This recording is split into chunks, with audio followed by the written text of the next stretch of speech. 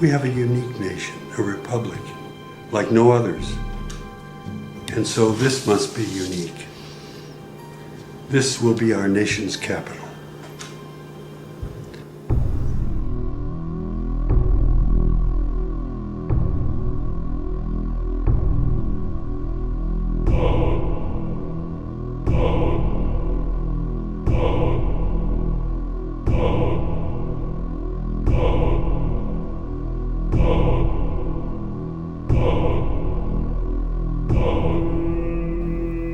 Clearly, a lot of the designers and architects of Washington, D.C.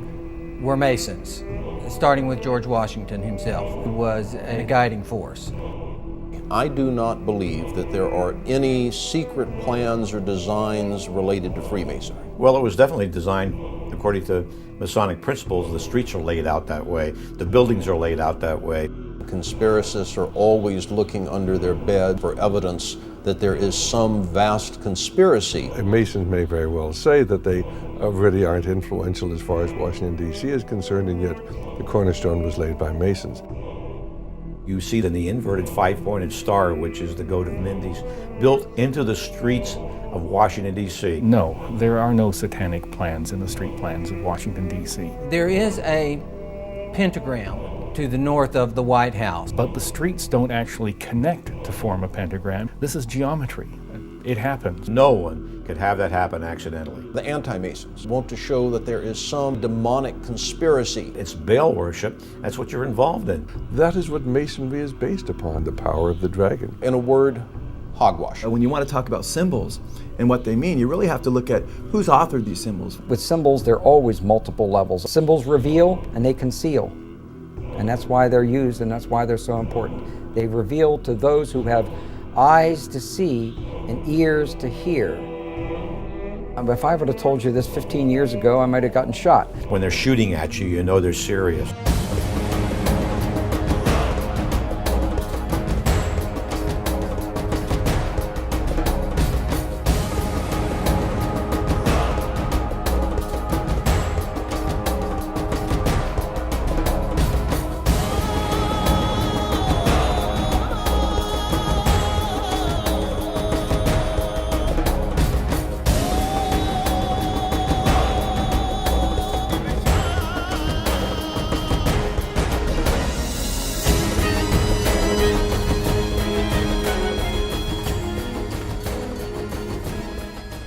No, I can't. Sorry, the president's house needs to turn 180 degrees. It's just 180 degrees? Absolutely. There's absolutely no way we can compromise. Throw the entire thing out. Happily. This area I here, beg your this pardon. is not going to work. This is not going to work. Absolutely. You're absolutely right. You have had Goodbye. enough. Thank you. From its beginning, the design for Washington, D.C. has been a source of conflict and heated debate. George Washington, Thomas Jefferson, a temperamental French architect, a famous African American, and a mysterious surveyor would set in motion a project that would span the next 150 years, with no end of controversy in sight. But beyond debates at an internal level, the very layout of the city is continually under suspicion. Arcane symbols and mythological designs, both inside and outside government buildings, have caused many to wonder if the city somehow represents a hidden agenda.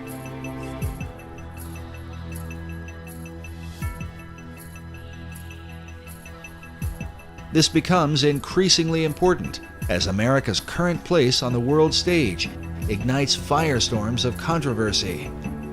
As the United States is the most powerful nation on earth, many have wondered, what is America up to?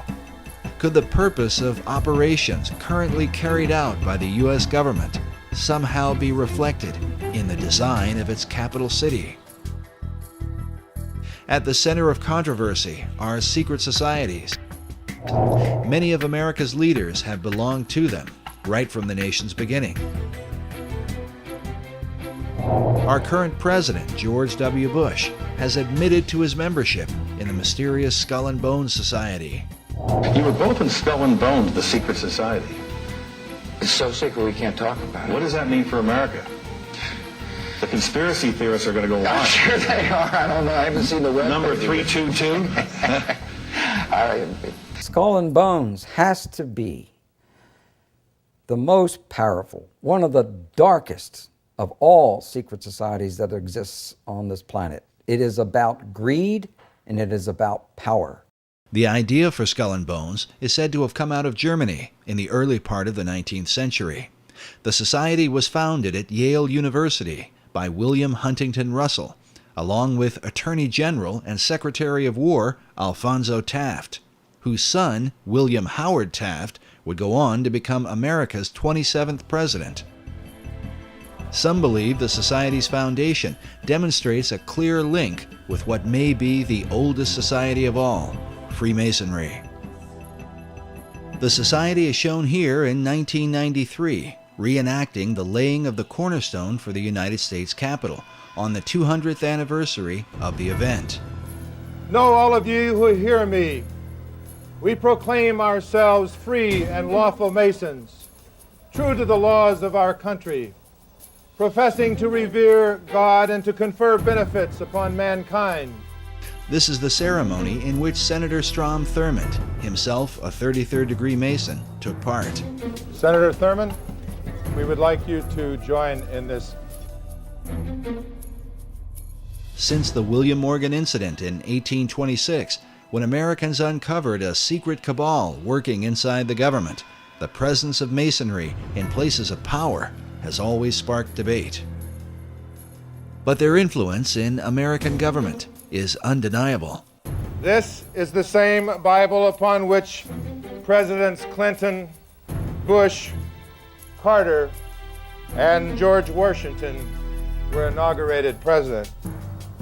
Of America's 43 presidents, at least 15 are confirmed Masons, though some say the number is even greater. In addition to the Capitol, the Freemasons have laid the cornerstone for every major building in Washington, D.C.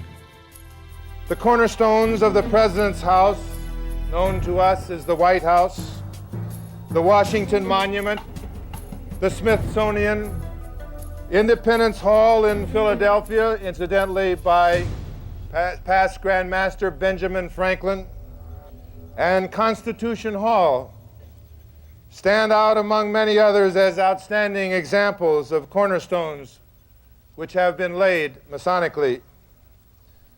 The cornerstone of the United States Capitol, however, stands out above all buildings erected in the free world as the seat of government for our people.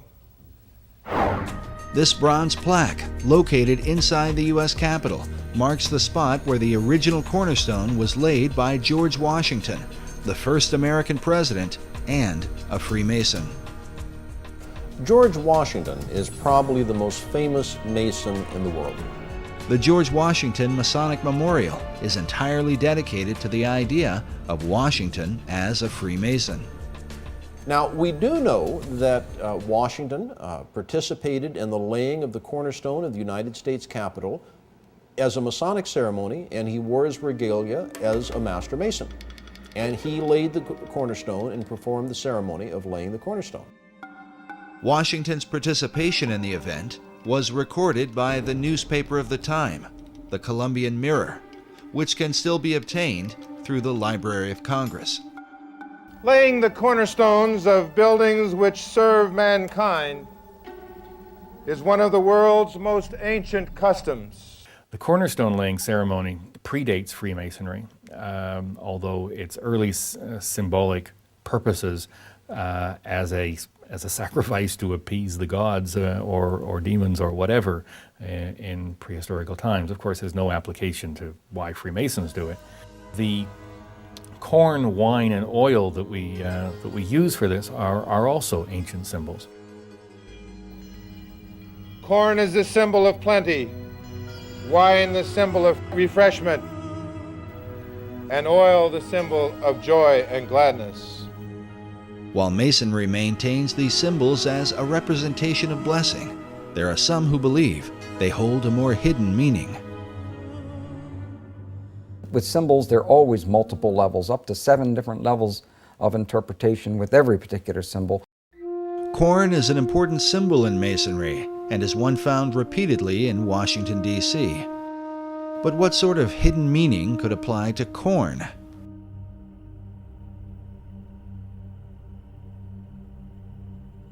In Hebrew, the word for corn is Dagon, which became the name of a Babylonian god. Some believe this same god was adopted by the Phoenicians under the name Dagon. While Dagon was often worshipped as the fish god, he was also the god of corn. His son was known as Baal, who was often called the son of Dagon or the son of corn. Now, corn, of course, if we're talking about pre-New World times, would be any grain or wheat. To complicate matters further, in the Old Testament, we find the children of Israel offering corn and wine and oil to Yahweh, the God of the Bible. Yet at some point, God's anger was kindled against them for turning the sacrifice into idolatry. In the book of Hosea, God says of Israel, "She did not know that I gave her the corn and wine and oil, which they prepared for Baal." Notice again this Phoenician version of Baal, as a bearded man with strong features. Could Baal have been the model for the bearded male images that appear throughout Washington, D.C.?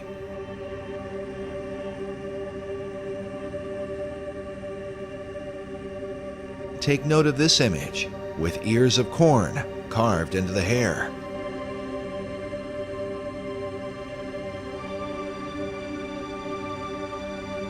According to legend, Baal was once slain by the god of death and taken into the underworld. But at some point, he was resurrected, or as it is sometimes called, awakened. At Haynes Point in Washington, D.C., is found this mysterious statue of a bearded giant rising up out of the ground. Or perhaps out from his grave. The statue is called the Awakening.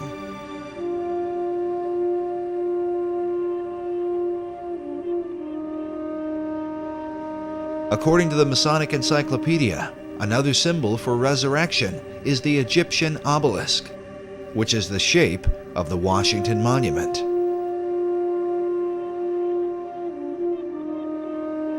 The word obelisk is sometimes translated Baal's shaft or the shaft of Baal.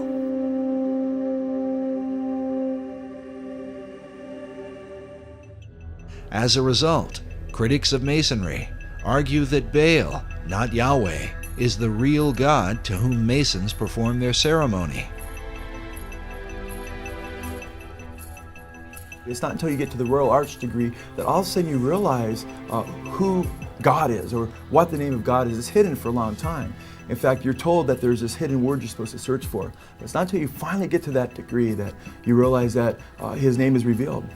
It's believed that at the higher levels, the Masons secretly worship Baal under a hidden and unusual name. As you go higher up in the Masonry, you learn the secret name of God, which is a secret and the lost word that the Masons in the Blue Lodge seek. They already know it. It's Jobulun. It's a combination of Jehovah, Baal, and Osiris. It's a deity that is not the God of Abraham, Isaac, and Jacob. But nowhere in that Scottish Rite degree, and I have to stress that this is an additional degree, this is not a part of regular craft Freemasonry, nowhere in that additional degree is there ever any suggestion that Jubulon is the name of a god. What it is a amalgam of 3 different words, which in ancient languages was the word for God. Coyle's Encyclopedia of Freemasonry, he admits on page 516 that Jebulon is basically a composite of 3 different names of different gods. Je, meaning Jehovah, or the Syriac name of God, as he says. And then Baal, or he says Bel, B-E-L, or Baal, he spells it B-A-A-L, how the Bible spells Baal or Baal, it's pronounced in Hebrew, which is the Canaanite god. And then he gives on for the Egyptian god, referencing, many Masons reference Osiris.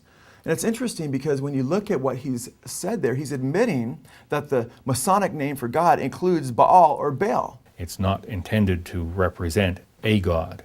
Its only use in the ritual is as a password to gain entry to the lodge. It's a demonic god, it's Baal worship, that's what you're involved in. It is the word for God in 3 ancient languages, 3 ancient civilizations, and that's all it is. The Mason is actually worshiping Baal, Jebulon, Je-Baal-on, and Osiris, and just using the name of Jehovah, which is also wrong because God warns not to use his name in vain. Freemasonry is often attacked and accused of being a religion simply because it promotes a belief in God. But nowhere in the teachings of Freemasonry does it promote any specific attributes of God. See, belief in God is faith. Belief about God is religion. From a biblical Christian standpoint, and as a Christian, I have to really take issue with this because there are many scriptures from Genesis to Revelation that condemn idolatry and worshiping other gods. In Freemasonry, to make it easy for men of all faiths to meet together, we use the expression great architect of the universe. Now that's not a name, that's a description. Much the same as grand geometrician is a description of an attribute of God. Grand geometrician or great architect refers to his attribute as the great creator. But men of all faiths can accept that description of their God. God warns about an admixture or a synergism or a synchronistic view of mixing different gods with his name, and that's something he's very clear about that we're not to do. In fact, it's interesting, Baal or Baal is depicted in the New Testament by the Jews as well as Jesus. He's called the ruler of demons. It's another name for Satan. Most scholars agree that Baal became synonymous with the devil. Yet Masonry insists its view of God is without definition. For the Mason, the corn, wine, and oil ceremony might as easily be dedicated to Baal as to any other god. Nevertheless, the conflict between Masonry and its critics goes on. Freemasonry is rationalist and humanist. It is not superstitious, and it is not involved in the occult. A lot of Masons don't have a clue as to the fact that the Masonic God is basically Satan. I think that's supremely arrogant of anyone who's not a Mason to believe they know more about Freemasonry than a Mason does. May corn, wine, and oil and all the necessaries of life abound among the people of the world. And may this building be continued and preserved to the latest ages. What do these things really signify? Could it be an occult ceremony representing some sort of demonic conspiracy, as some suggest? Or is it merely a harmless practice to honor an ancient tradition? To investigate these things, we first review the beliefs of the secret societies that came to America. It is clear that the arcane symbolism in Washington, D.C. begins with them. When you want to talk about symbols and what they mean, you really have to look at who's authored these symbols, what was their intentions. Well, I think it's obvious that anybody who has the eyes to see can see that Washington, D.C., and indeed many other state capitals are festooned with occult symbols. Because these symbols come from the esoteric realm, it is important to define them according to the thinking of occult philosophers. Symbols reveal and they conceal. And that's why they're used and that's why they're so important. They reveal to those who have eyes to see and ears to hear. And they conceal from those who do not have the eyes to see or ears to hear. In the book, Masonic and Occult Symbols Illustrated, we find this quote from Masonic author Charles G. Berger, who says that symbols came to have two meanings, the esoteric and the exoteric. The esoteric meaning was the true or original meaning, understood only by a few and closely guarded by them. The exoteric meaning was the invented or modified explanation intended for the many. This practice dates back to ancient Egypt and is explained by Dr. Robert Hieronymus, a member of a secret society called Co-Masonry, and author of the book Founding Fathers, Secret Societies. As with all secret societies, you have levels, and if you're on the lower levels, you don't even know they're upper levels. They don't even tell you. You bump into it by accident, or someone comes along. Now, in Scottish Rite, that's something different, because they know that there's a. But before then, and basically secret societies, such as, let's go to ancient Egypt. To the ancient Egyptians, the priest would tell the serfs, the guys that tilled the land, they would say, the sun is God, okay? And so they accepted that very low-level interpretation, all physical. That's not what the priest believed. What the priest believed, there was a second level. The priest believed that, nope, the physical sun is not the supreme being. It's the spirit which flows through the physical sun that is the supreme deity. However, there was another level, and the priests didn't even know it. It's those that were involved and elevated to if I would have told you this 15 years ago, I might have gotten shot. But this is now, I'm so glad now that this is easy to talk about. The third level, which is a higher level of understanding, said, nope, it's not, that's not the sun. The sun is not the supreme deity. Nope, yes, spiritual energies come through the sun. That's not what we're talking about. What we're talking about is the star Sirius. The dog star. The dog star, because the dog star was everything to the ancient Egyptians.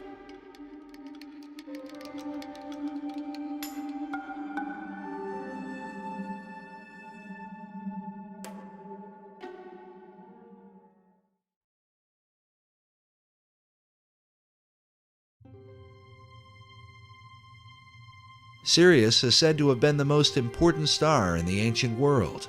It was considered the brightest star in the heavens, many times brighter than the sun.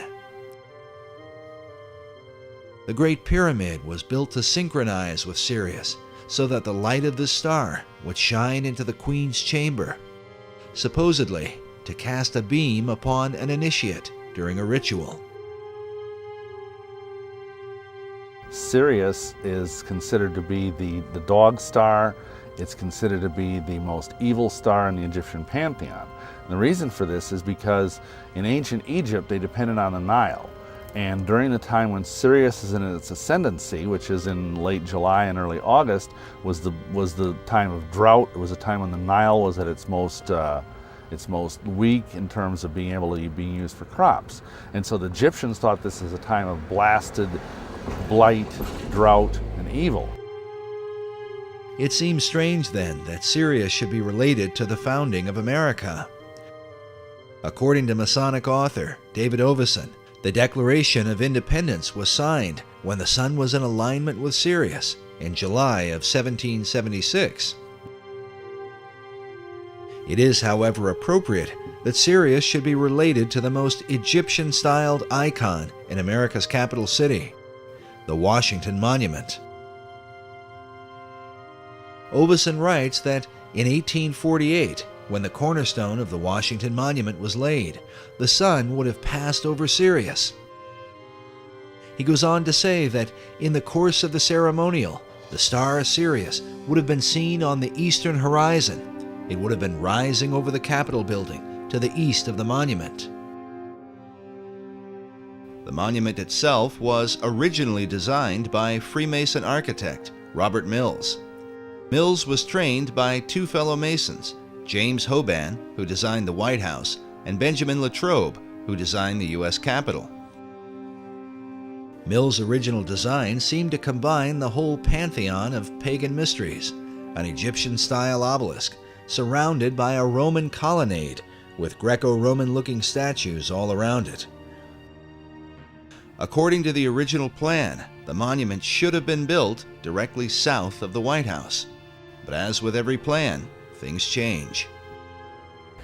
When they went to build it, and when they calculated what the weight of the monument was going to be, they determined that that precise spot, that the foundations and the bedrock at that precise location would not safely support the weight of the monument. As a result, the monument was shifted slightly to the east. While it is not in a perfect alignment with the White House, it would end up in a perfect north-south alignment with the Masonic House of the Temple, which was built some years later. The construction for the Washington Monument began on July 4, 1848, with the laying of the monument's cornerstone by Freemasonic President James K. Polk. The project itself would take over 30 years to complete, during which time funding for the project would be scarce, the American Civil War would take place, and many ideas about the monument would develop. When the aluminum capstone was finally set on December 6, 1884, the end result would be a much simpler and more Egyptian figure than was first envisioned. The shift in design was the influence of George Perkins Marsh, the man considered the father of the modern environmentalist movement. In 1876, Marsh was the U.S. minister to Italy. While there, he spent years studying the many obelisks which had been brought from Egypt. It was he who realized that the height of a traditional Egyptian obelisk was approximately 10 times the base, causing the plan for the Washington Monument to be reduced from 600 feet to 555 feet. As for the colonnade and statues planned by Mills, Marsh wrote, "Throw out all the gingerbread of the Mills design and keep only the obelisk." While a true obelisk is fashioned from a single block of stone, the Washington Monument is made up of many stones. The hope of the Washington Monument Society was that the structure would reflect the idea of, out of many, one.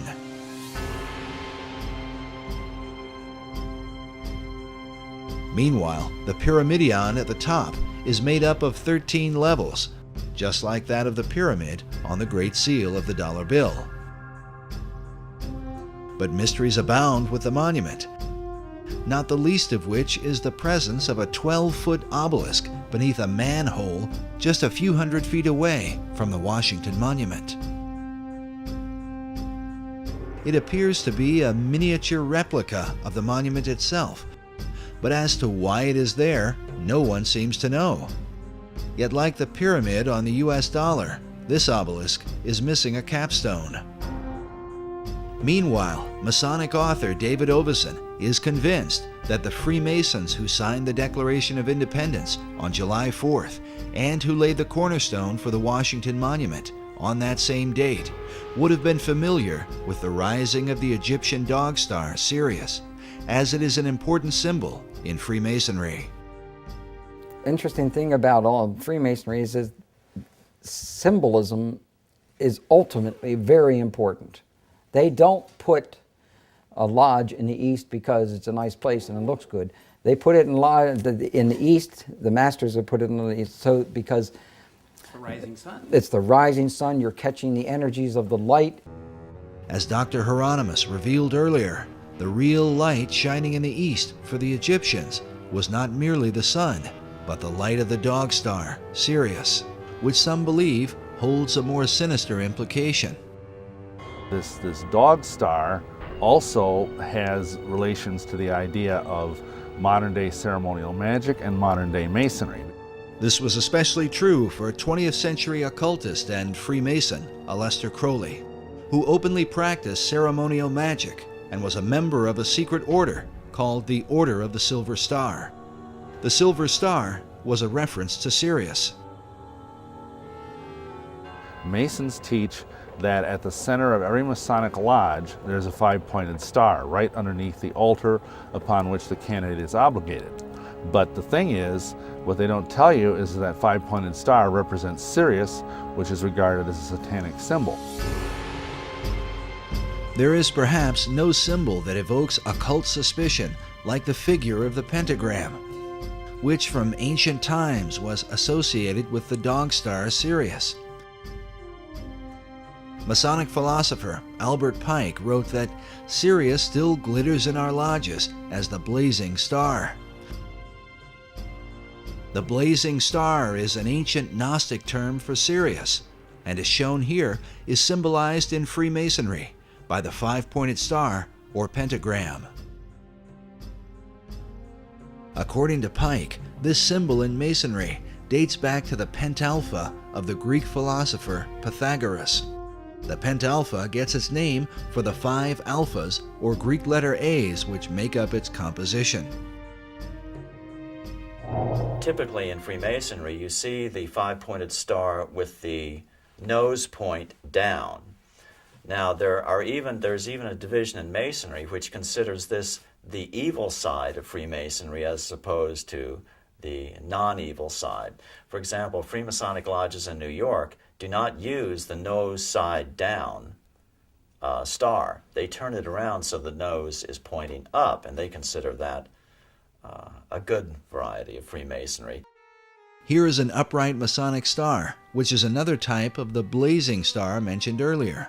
Some believe this representation of Sirius may be the origin of the 5-pointed stars which adorn the American flag, as well as the stars that adorn the Statue of Freedom on top of the U.S. Capitol. Incredibly, these same 5-pointed stars were carved by Freemasons into the ceiling of Rosslyn Chapel in Scotland more than 500 years ago. Because Sirius is said to arise in the east, it also became known as the Eastern Star.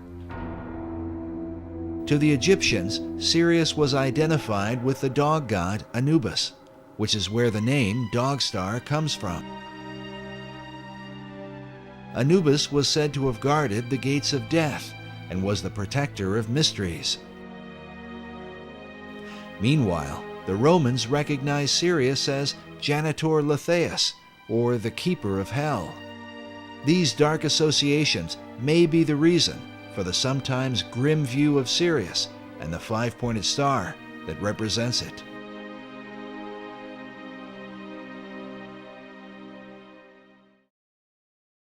But Sirius was also associated with the Egyptian goddess Isis, and here, as we connect the dots, a more complete picture begins to emerge.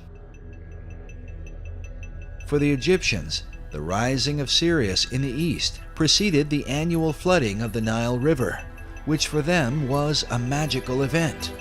It was also the time that the goddess Isis would appear and give birth to Horus, the divine child of the Egyptian Trinity.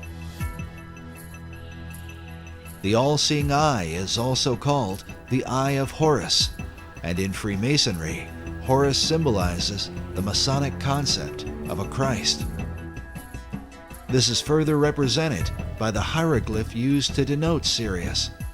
Notice the 3 symbols, an obelisk, a star, and a half circle. According to Egyptologists, the half circle is used to denote what is called the benben, or the capstone used atop the pyramids.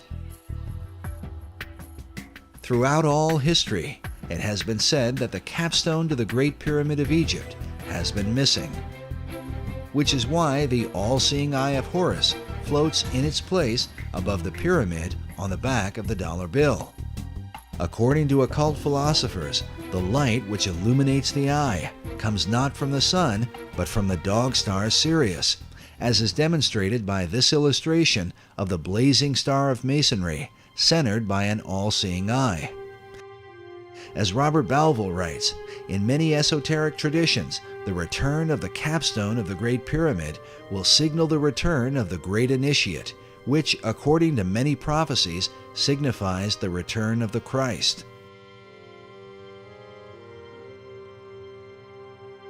Albert Pike describes the Masonic Trinity as expressed through Sirius and the symbols that are seen in most all Masonic halls. Notice this image with the sun on one side and the moon on the other, while the all-seeing eye sits in between with light blazing behind it. Pike writes that the sun and moon represent the 2 grand principles, the male and the female. Both shed their light upon their offspring, the blazing star, or Horus.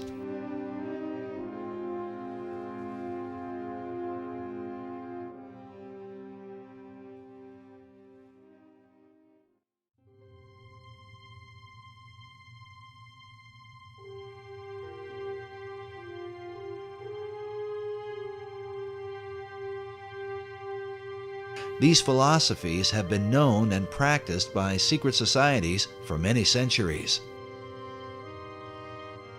As the evidence will show, designing cities as a reflection of occult tradition was not a new concept to the Founding Fathers, among whom the influence of Freemasonry seems undeniable.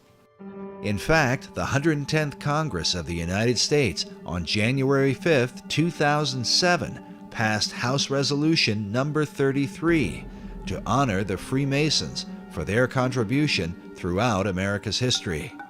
The number 33 is well known as the honorary degree of Scottish Rite Masonry.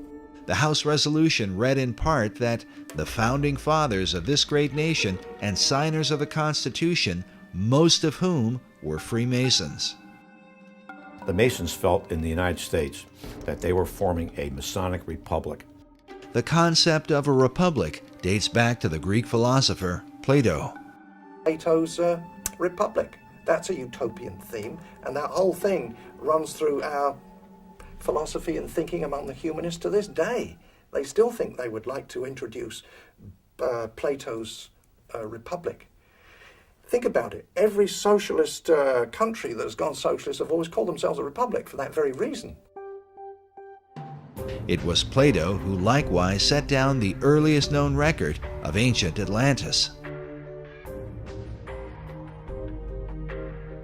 Centuries later, Sir Francis Bacon would set down the New Atlantis, a tale which some believe was meant to be a blueprint for the New World, one based upon the teachings of ancient philosophers.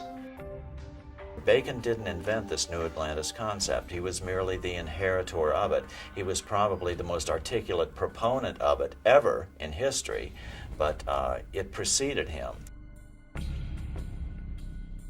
Bacon believed that the American continent was in fact the site of ancient Atlantis, a concept held by teachers of esoteric wisdom even today.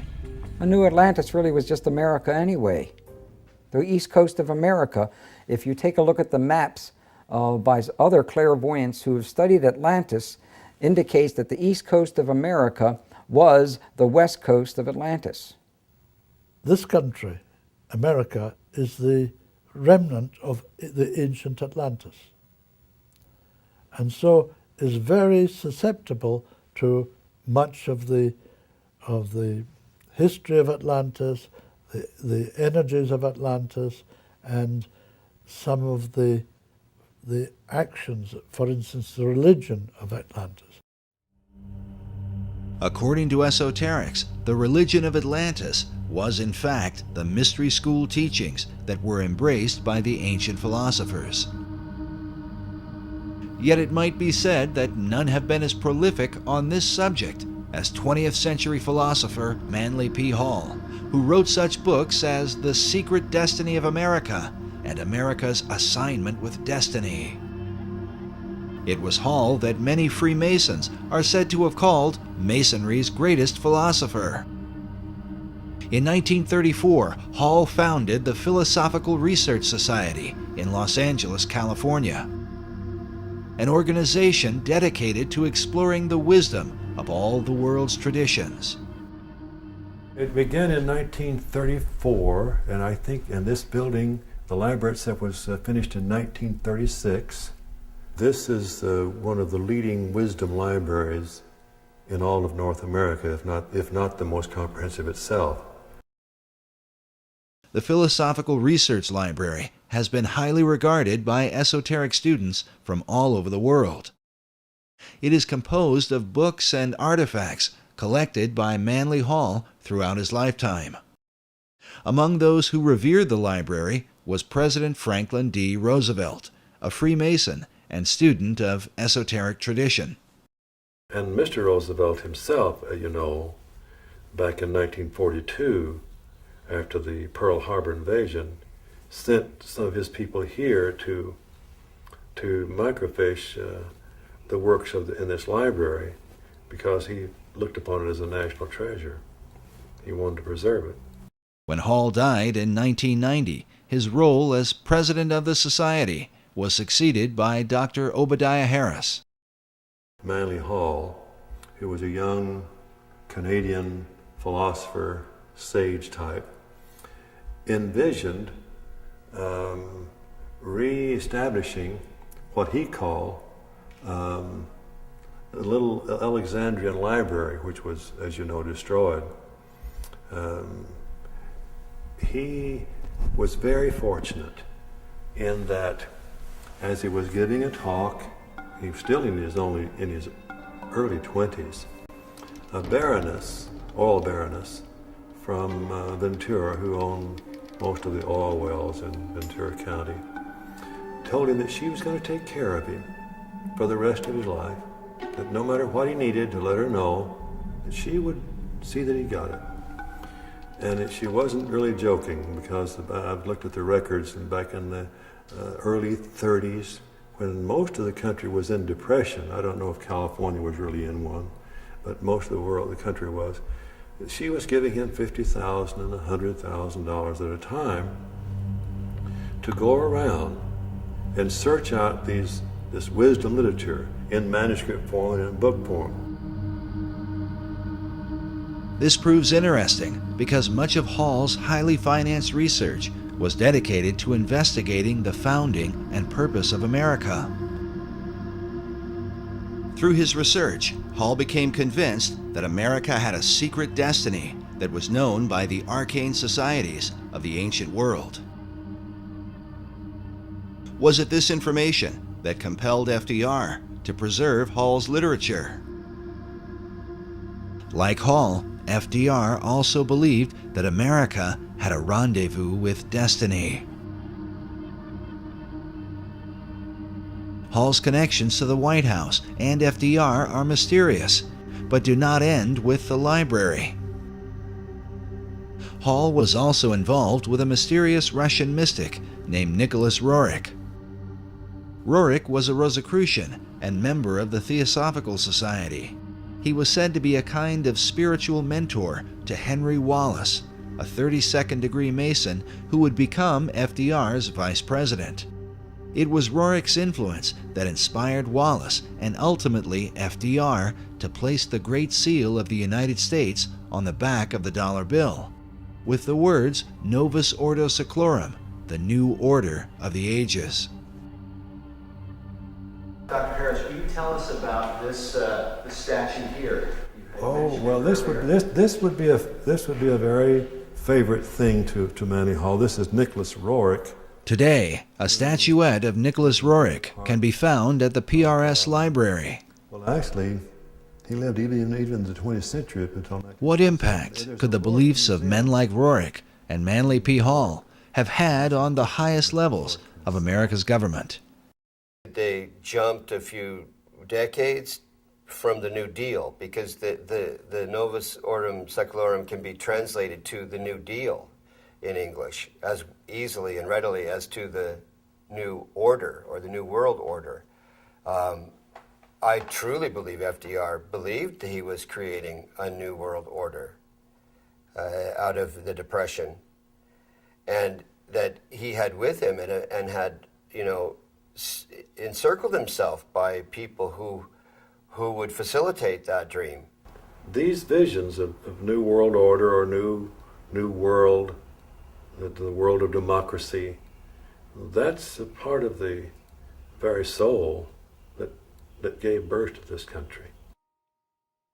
As the United States was born, the design for its capital city would begin under the leadership of President George Washington, who was himself a master mason. 150 years later, the fulfillment of its major construction, with such buildings as the Jefferson Memorial, the National Archives, and the Pentagon, would be completed under the leadership of another Masonic president, Franklin Delano Roosevelt. But was the city erected to represent the country's concept of liberty, or to reflect an ancient belief in America's destiny? According to Hall, Freemasonry plays a pivotal role in bringing forth this ancient plan. Manly P. Hall was a Freemason, wasn't he? Right, he was a 33rd degree Mason. He was really important as far as trying to figure out what the goals of Freemasonry are in this age. He gives you hints, just incredibly important hints at what they're all about at the root level, what it is they're really striving for, what is their core inner doctrine, which they really don't like much revealing to the rest of the world. According to Hall, one of the chief secrets of Masonry, handed down through the centuries, was the concept of democracy, which was said to be a threat to the kings and monarchs of the ancient world, who ruled by divine right. Yes, it had to be secret because the idea of democracy was worse than heresy. It was treason. Nevertheless, these societies were determined to bring forth their great plan, no matter what the cost. In his book, The Secret Destiny of America, Manly P. Hall wrote that world democracy was the secret dream of the great classical philosophers, saying that the brilliant plan of the ancients has survived to our time, and it will continue to function until the great work is accomplished. Many researchers believe this great work is the secret behind the wars and rumors of war America has been involved in through the 20th century, right up to the present day. Could this plan of the ancients to establish a world democracy be the real hidden agenda of secret societies? And was this ancient plan echoed in the 2005 inaugural address given by President Bush? When our founders declared a new order of the ages, they were acting on an ancient hope that is meant to be fulfilled. The occult is working at the highest levels of our society, using the military and financial power of the United States to bring about this one world state. And the president has spoken openly about it, how the purpose of the United States is to bring democracy to the nations of the world. Where did this become the function of our nation, to bring democracy to the world? You only need to read the writings of Manly P. Hall, where he tells you that for 3,000 years, secret societies have been working to bring democracy to the world. You read President Bush's speech, before the Association on Democracy, the National Association on Democracy. He tells you for 2,500 years, people have been working to bring democracy to the world. Yet the ancient philosophers recognized that a true democracy could only be achieved by a society of perfected men. The perfected men would be comfortable in a true democracy. And probably a true democracy cannot emerge until there is enough of such human beings in the world that can take over the government of man. It will be that kind of leadership. It'll be like Plato's vision of the philosopher king, the man who has wisdom and the man who has power. Democracy has the occult promise of a fair world to live in.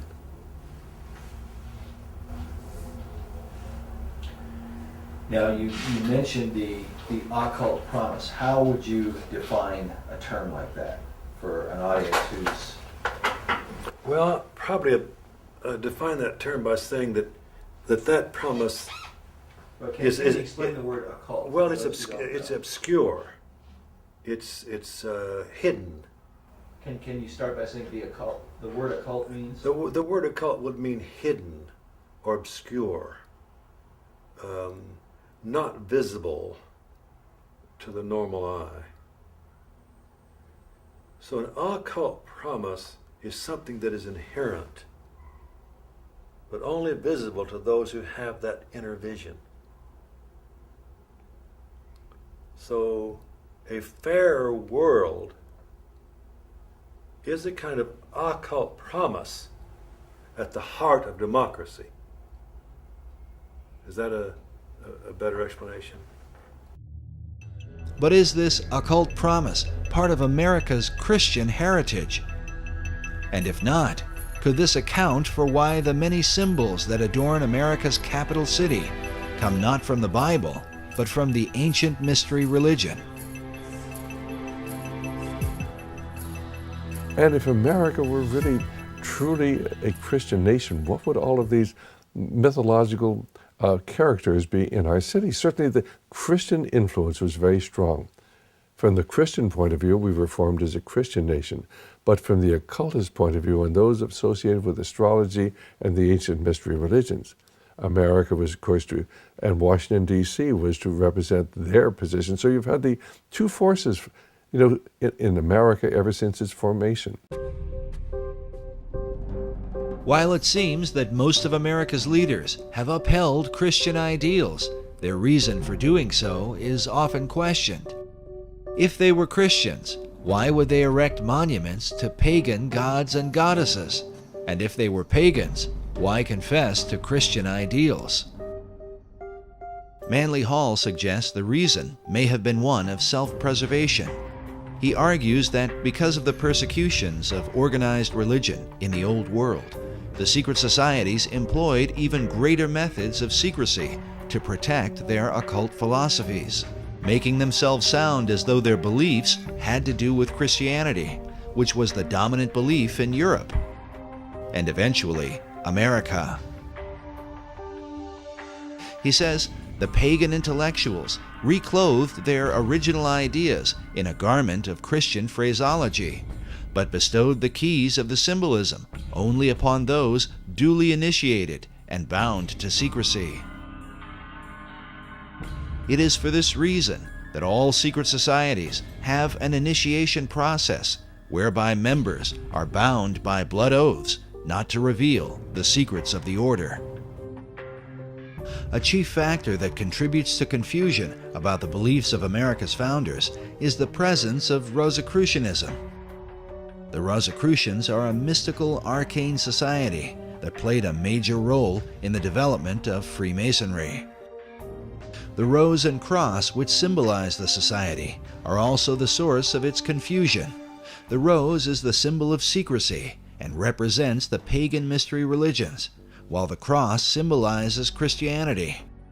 Rosicrucianism is when the two are combined. The Rosicrucians can write and speak about Jesus Christ, the cross, prayer, and the Bible. But with these things, they combine elements of magic and the mystical philosophies of the ancient world.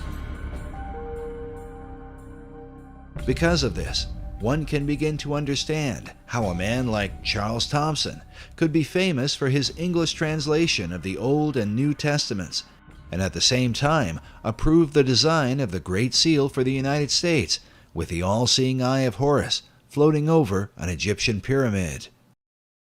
Thomson was closely associated with a man named Peter Miller, a well-known 18th century Rosicrucian and the leader of the Ephrata community in Ephrata, Pennsylvania. The Ephrata cloister is believed to have been the first esoteric settlement in the New World, with connections to some of the founding fathers, such as Benjamin Franklin and George Washington. The early Ephrata movement clearly held mystical beliefs, even driving stakes into doorways to ward off evil spirits. We now know for certain that they were Rosicrucians. It was Washington was close to these individuals, as well as Franklin and Washington and Jefferson. Benjamin Franklin even enlisted the aid of Peter Miller to translate the Declaration of Independence into a number of European languages and to inform the world of America's independence. The printing for these translations was done at the Ephrata cloister. Peter Miller would have been further connected to many of the founding fathers through the American Philosophical Society, founded originally by Benjamin Franklin in 1743. The Society's members included such prominent figures as Thomas Paine, Alexander Hamilton, Thomas Jefferson, the Marquis de Lafayette, George Washington, Charles Thomson, and of course, Peter Miller. Later members would also include such names as Charles Darwin and Thomas Edison. Franklin Society is thought to be directly related to the earlier concepts set forth by Sir Francis Bacon. According to Michael Howard in his book, The Occult Conspiracy, Franklin's American Philosophical Society was operated in the same tradition as the Royal Society in England, which was based on Sir Francis Bacon's Rosicrucian concept of the Invisible College. In the history of the Royal Society, they refer to the beginnings of the Royal Society came from a group of people who called themselves the Invisible College. The Royal Society was brought in after Bacon's day. In fact, Bacon had been dead, I think, about 50 or 60 years, and the Royal Society was then brought in. How it happened, I believe, was, well, in fact, it's documented so solidly that you can buy, there's a book written by Thomas Sprat, who was the first president of the Royal Society. So this goes back to the early 1700s, and he wrote a history on it. And he acknowledged there that Francis Bacon was the originator of the idea. The purpose of the Royal Society of London was to further Bacon's advancement of learning through scientific investigation. It is without question, however, that some of their work led to the metaphysical and the occult. And then we find that the Rosicrucians called themselves the Invisible Brotherhood, and the College of Rosicrucians was therefore, or was called by them, the Invisible College. A Rosicrucian influence can be clearly seen in some of America's symbols. For example, this image of a pelican feeding her young appears in Manly Hall's Secret Teachings of All Ages and is very common to Rosicrucianism and Freemasonry. Now notice the Great Seal for the state of Louisiana. This particular replica is found inside the inner corridors of the U.S. Capitol. The Temple Church in London is a well-known Knight Templar church. Here we can see that the Golden Rosy Cross can be traced back to the mysterious knights. Now, notice the art surrounding the shrine. How a series of squares are shown with red and golden roses in the midst. The shrine opposite has a variation of the same design. Now consider this same pattern as it appears throughout the interior of the state capitol.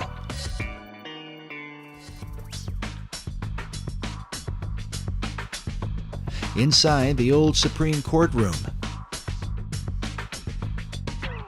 and in various forms throughout the Library of Congress.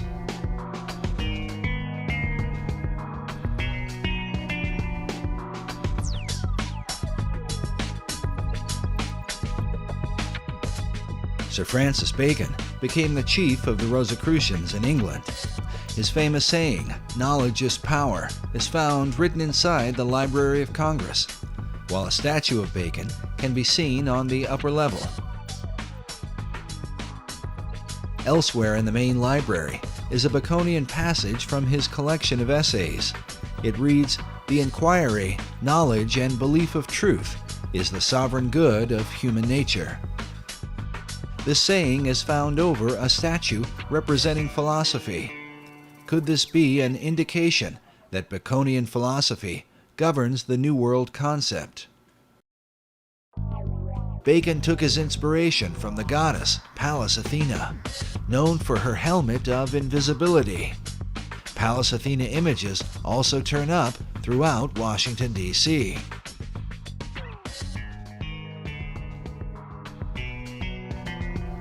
The Virginia State Seal bears the image of Athena with her foot upon a fallen king whose crown is cast aside. The word Sic Semper Tyrannis, thus always to tyrants, written beneath. To the Romans, Athena was called Minerva. This painting of Minerva can be found in the Great Hall of the Library of Congress. At 15.5 feet high, it is the most imposing image in the room. Notice she holds a spear that comes like a ray of light from the sun, with a traditional helmet of Athena at her feet. This particular work was done by 19th century artist Elihu Vedder. Vedder was known as a symbolist painter whose style was part of a movement that can be traced to France during the 19th century and an art house called the Salon de la Rose Croix. Yes, they were a group of Rosicrucian artists known for promoting symbolic and often bizarre imagery. Some of which, like the image of this satyr, seems to be repeated inside the Library of Congress.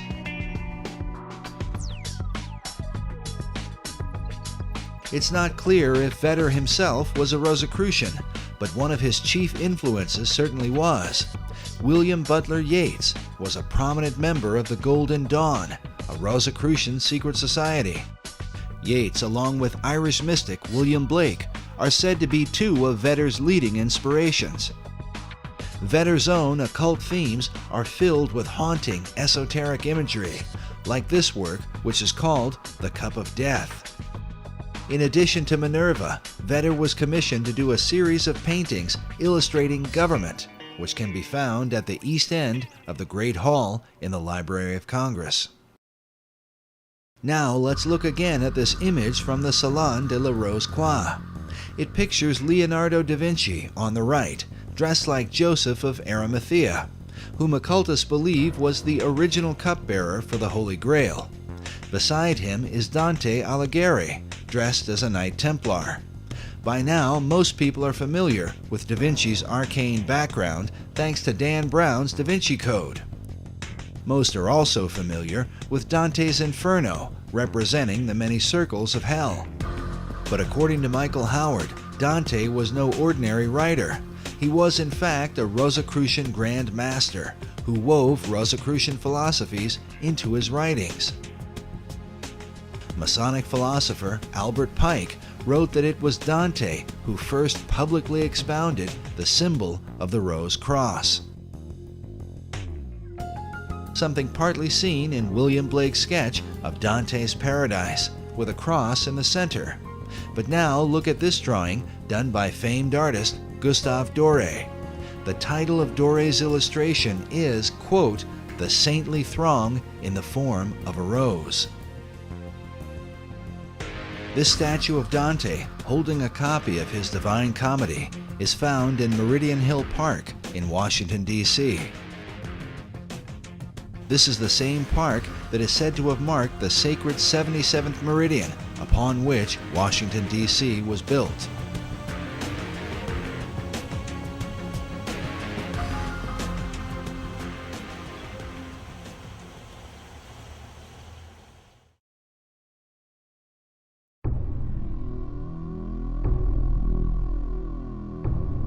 But one final Rosicrucian emblem in the Library of Congress is worth noting. High up in the ceiling, in between two faunish-looking figures with serpents for legs, is what appears to be a traditional crucifixion. But behind the Christ-like figure on the cross is a black, double-headed phoenix. The words in Latin that encircle the image come from Psalm 17:8, a psalm that is often employed in Rosicrucian writings. It reads, "Under the shadow of thy wings, protect us." The question is, whose wings are providing the protection?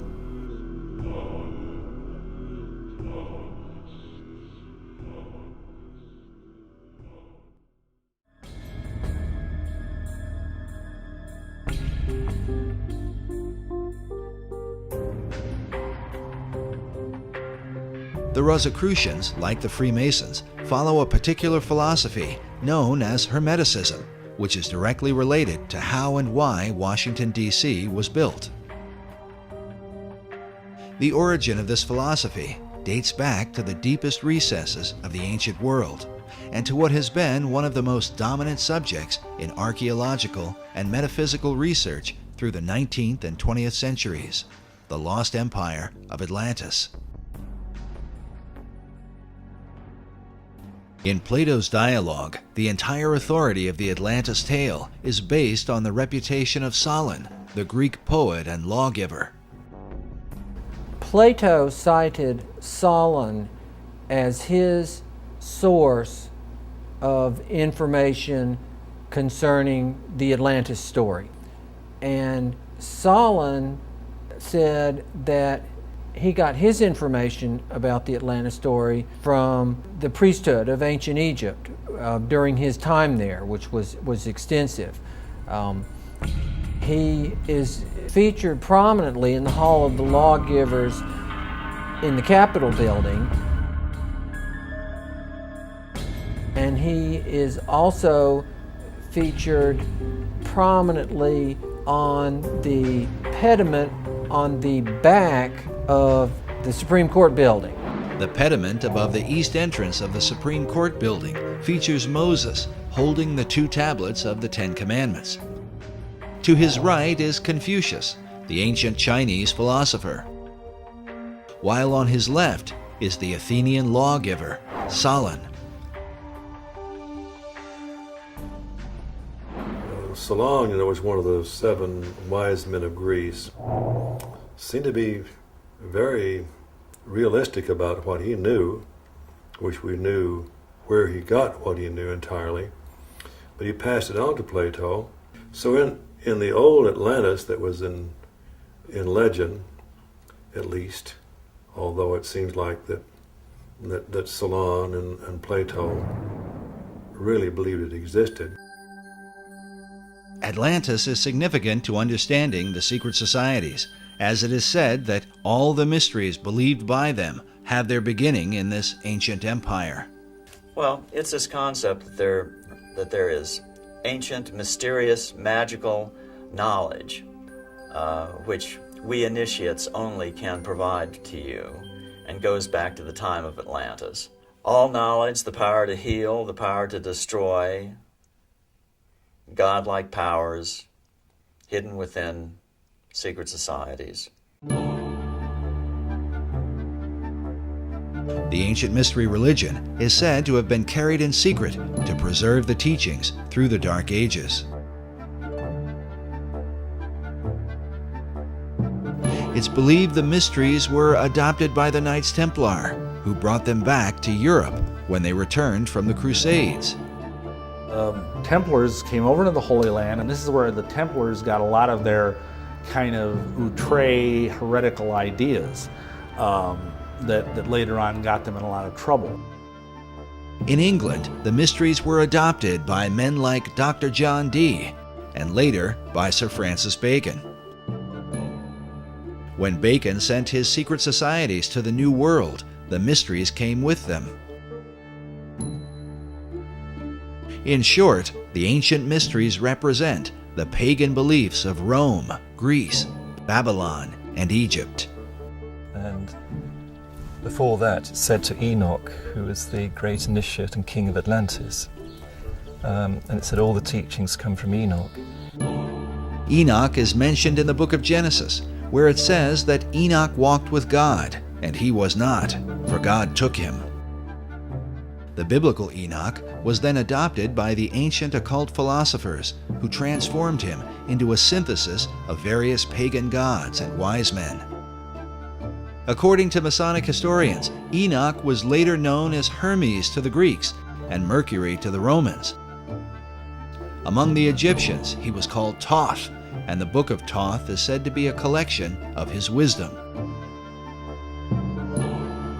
Enough cannot be said about the esoteric version of Enoch. When Dr. John Dee made contact with angelic beings, they supposedly communicated a system of magic to him based on the Book of Enoch. Today, this system is widely practiced and is known as Enochian magic.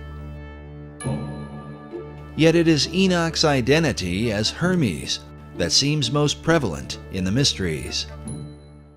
And hence the term Hermetic.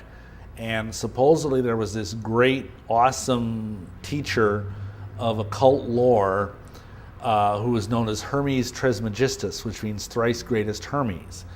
And he produced this book that's called the Divine Poimander. And this is kind of like, if you will, a Bible of ancient occult lore. It was Hermes who was said to be the first to discover the zodiac and invented the art of communicating knowledge to the world. More importantly, Hermes taught men the craft of building cities. In the Divine Poimander is revealed the Hermetic maxim, as above, so below, as pictured by this tarot card of a magician with one hand up and the other hand down. As above, so below, but after a different manner. And what that means is that in esoteric thought, in everything that is above is reflected down below. So for example, a human being is a certain shape and form, but the universe itself is a giant version of the human body, and that everything that is down here has a supernal, macrocosmic, if you will, origin. And that's one of the essential concepts in the occult. As above, so below is repeatedly symbolized in esoteric art and a variety of symbols, the most basic of which is a triangle pointing upward or above. This is accompanied by a second triangle pointing downward below. When combined, they form a hexagram, commonly recognized as the Star of David, one of the most dominant symbols in the occult. Removing the base of the triangles, one can see the outline for the square and compass of Freemasonry.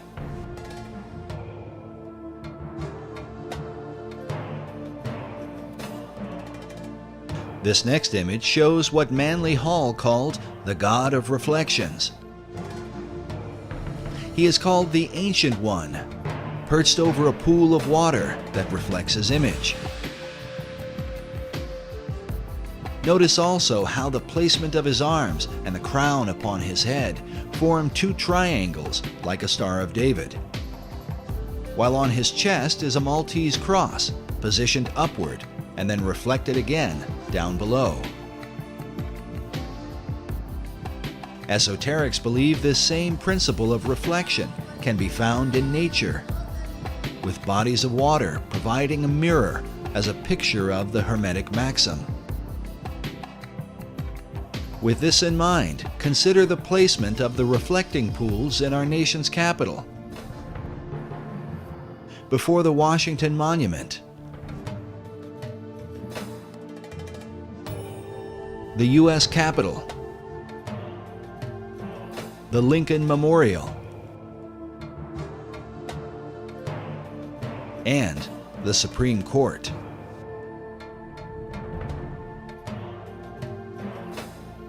As above, so below is the philosophy that guided ancient cultures into building their cities and sacred monuments in alignment with the stars.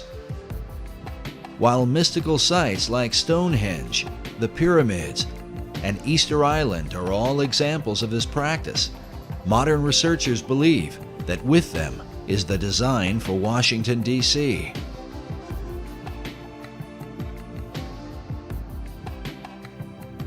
As above, so below. All those individuals that were involved in any type of architecture to the ancients, that philosophy, that dictum, especially in Freemasonry, was as above, so below. What you have in the heavens should reflect at a certain period of time that which is on the earth. So Washington, D.C., in my opinion, has some very strong, powerful spiritual energies because of the lining up of these buildings to various stars.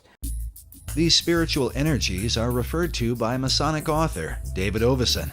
He writes that in the years following the American Revolution, the Masonic fraternities held ceremonial layings for government buildings. Such buildings were aligned with the stars and with the spiritual beings who ruled the stars. The debates over the design for Washington, D.C. usually begin with the designers themselves. Were these the sort of men to employ esoteric philosophy into the building of America's capital city? There's a distinction we have to make between the street plan of Washington, D.C. and the architecture that adorns it. We know the names of the four major people that laid out the street plan and the variations that happen in those street plans. And then there are any number of architects that worked on the various buildings that went up over the years. Nevertheless, at every major level, the influence of Freemasonry is said to have played a pivotal role. So much so that many researchers claim to see a Masonic square and compass in the street design itself. Clearly, a lot of the designers and architects of Washington, D.C. were Masons, starting with George Washington himself, who was a high-ranking Mason and who was a leading force and a guiding force for both the location of the city and the layout of the city. Washington's authority as the father of a new nation would set the course for America's capital city, beginning with its designer.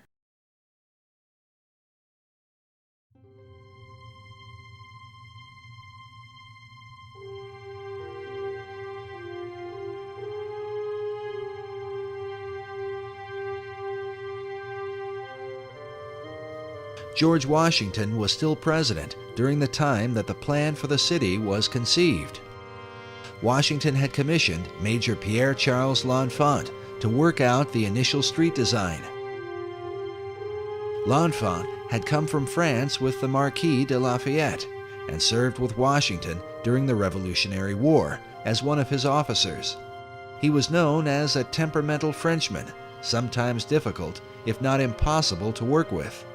He, as I understand it, felt very strongly about the plan that he developed for the street layout of the city.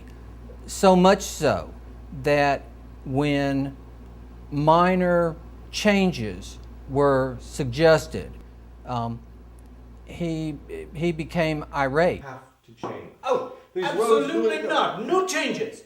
These No roads going to the changes. swamps can't be done. But nonetheless, if you look at his original plan, which is of course available, you can see maps, his map, and it is very similar to the current layout of the city. L'Enfant insisted his original design be followed to the letter, something that would later lead to his dismissal from the project. Yet even so, one Masonic author writes that the early architects responsible for individual buildings did attempt with considerable success to honor L'Enfant's master plan. He goes on to call it an arcane schema to be established with the aid of interested masons.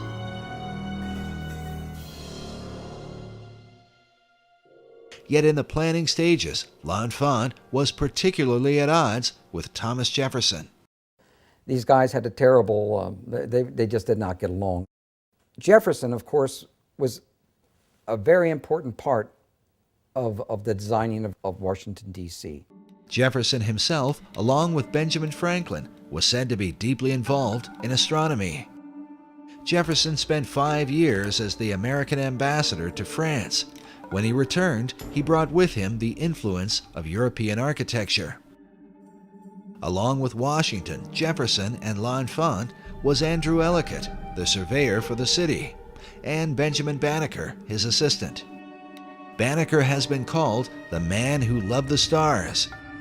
He was a freeborn African American who published a famous almanac on astronomy. His influence on the design of Washington, D.C. has been greatly disputed. Some believe that when Pierre L'Enfant was fired from the project, he took his designs with him. Good day, sir. L'Enfant. And that Benjamin Banneker was able to recreate the plan from his photographic memory later on. Others argue that copies of L'Enfant's design were still available, and that the unfinished elements were then added by the surveyor, Andrew Ellicott, a little-known figure who some believe was a Freemason.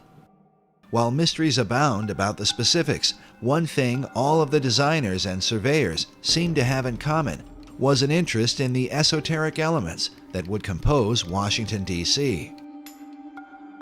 Ultimately, when the final design was presented, George Washington chose to call it the L'Enfant Plan. Perhaps the most influential researcher into the L'Enfant Plan and the mysterious, arcane elements of Washington, D.C. has been David Oveson, who wrote the book, The Secret Architecture of Our Nation's Capital.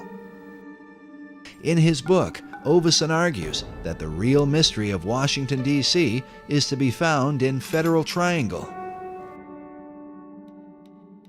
What Oveson felt was that Federal Triangle was basically reflected from the stars.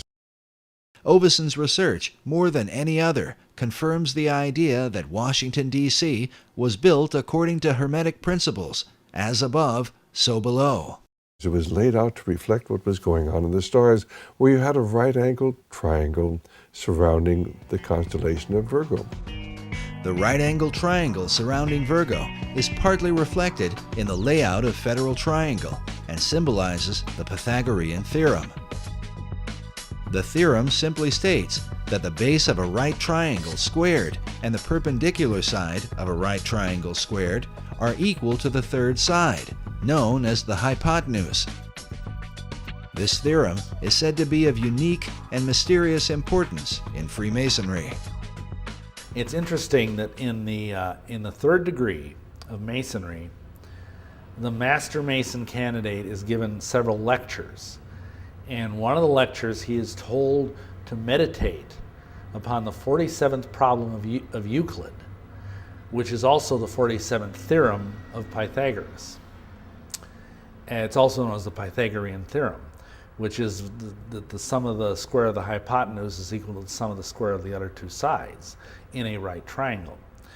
And of course, everybody goes, huh? You know, what's that got to do with anything? But it sounds really impressive. And of course, it's never explained. You have to go and look it up. You have to take the initiative and go into a Masonic library or a Scottish Rite library. Fortunately, there was a huge one in Milwaukee where I lived. And then you learn what they're being told. What they're being told is that, again, symbols have different levels of meaning. And for example, the upright part of a right triangle symbolizes Baal. The horizontal part of the right triangle symbolizes the female, who is of course prostrate and passive. And the hypotenuse, which connects the two, that symbolizes the divine child that Baal and the goddess create. Baal and Astarte, Isis and Osiris, pick the name, they're all the same thing. They're trying to evoke the trinity, the pagan trinity of Baal or Osiris and Isis and Horus.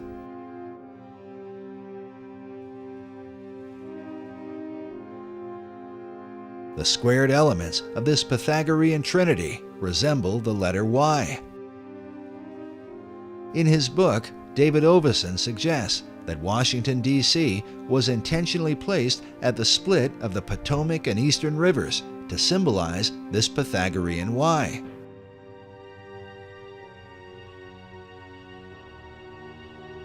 It was George Washington who outlined the 10 square mile parameter for the city, according to the cardinal directions. But Oveson's principal theory is that in L'Enfant's original plan, the White House, Washington Monument, and Capitol Building were designed in a right triangle, according to a star pattern above, where 3 stars surround the constellation Virgo, forming a stellar triangle. According to Oveson, the Federal Triangle actually exists within this greater triangle, but with the same purpose. This Hermetic symbolism, above and below, is intended to draw upon the spiritual energies associated with Virgo. But for what purpose? Could it be that as Isis brings forth Horus, so the energies of the Virgin are intended to bring forth the divine child? Oveson refers to Pennsylvania Avenue as the spiritual center of Washington, D.C., partly because it forms a direct line between the Capitol Building and the White House, but also because Pennsylvania Avenue is the hypotenuse of the Federal Triangle and symbolizes the divine offspring of the pagan Trinity.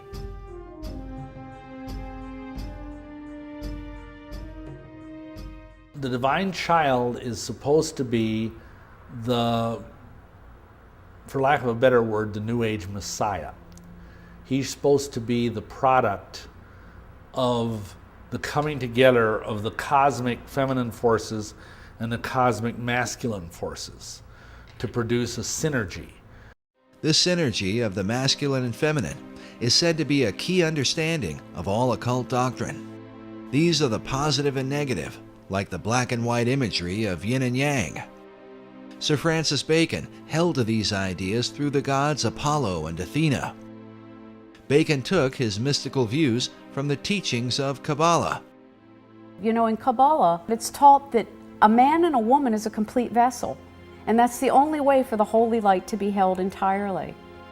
This concept of completion is further defined by the esoteric concept of alchemy. In Arabic, the term for chemistry is alchemia. In the European languages, that becomes alchemy, but it's an Arabic term that simply means the chemistry, the chemia, chemistry. Alchemy is like divine chemistry. You could use that as a term. It's about transformation. It's about transformation of the lower self to the higher self. Some use the symbolic expression of lead to gold. This divine chemistry is sometimes called the chemical marriage or wedding. In the 17th century, the Rosicrucian order put forth a document called The Chemical Wedding of Christian Rosenkreuz. A Rosicrucian website explains the purpose of the tale, saying that alchemy is based on the view that man, as a result of the loss of his original Adamic state, is divided within himself. He regains his integral nature only when the two powers are again reconciled with one another.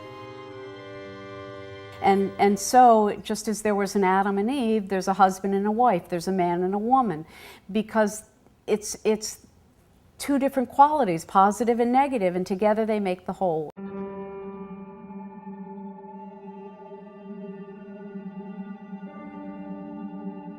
Throughout Washington, D.C., the alchemic and Pythagorean principle of the male and female seems to be repeated again and again.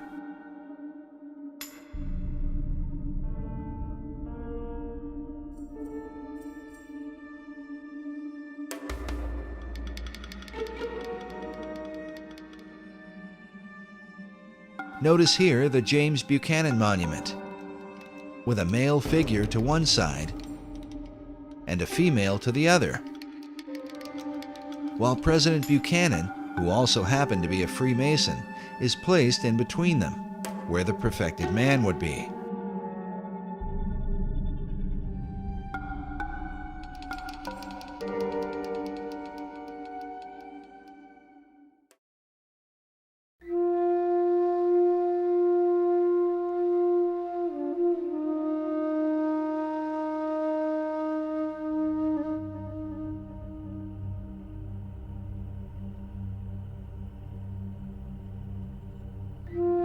But perhaps the clearest single representation of this Pythagorean alchemical formula is the Boy Scout Memorial found on 15th Street between E Street and Constitution Avenue.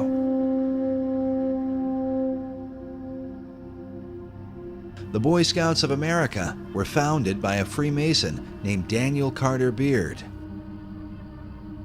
And so it seems only fitting that the Boy Scout Memorial would be a kind of American Trinity, where the Boy Scout himself stands in the place of the divine offspring.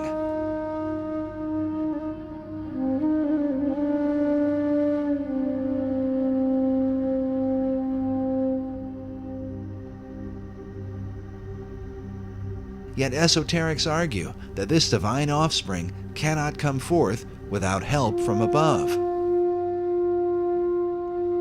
Primary sources indicate, as Jefferson and other of those who were involved with architecture, that you lined up the heavens with whatever you were creating, have it built at a certain time, and that would pull the spiritual energies and powers into that location.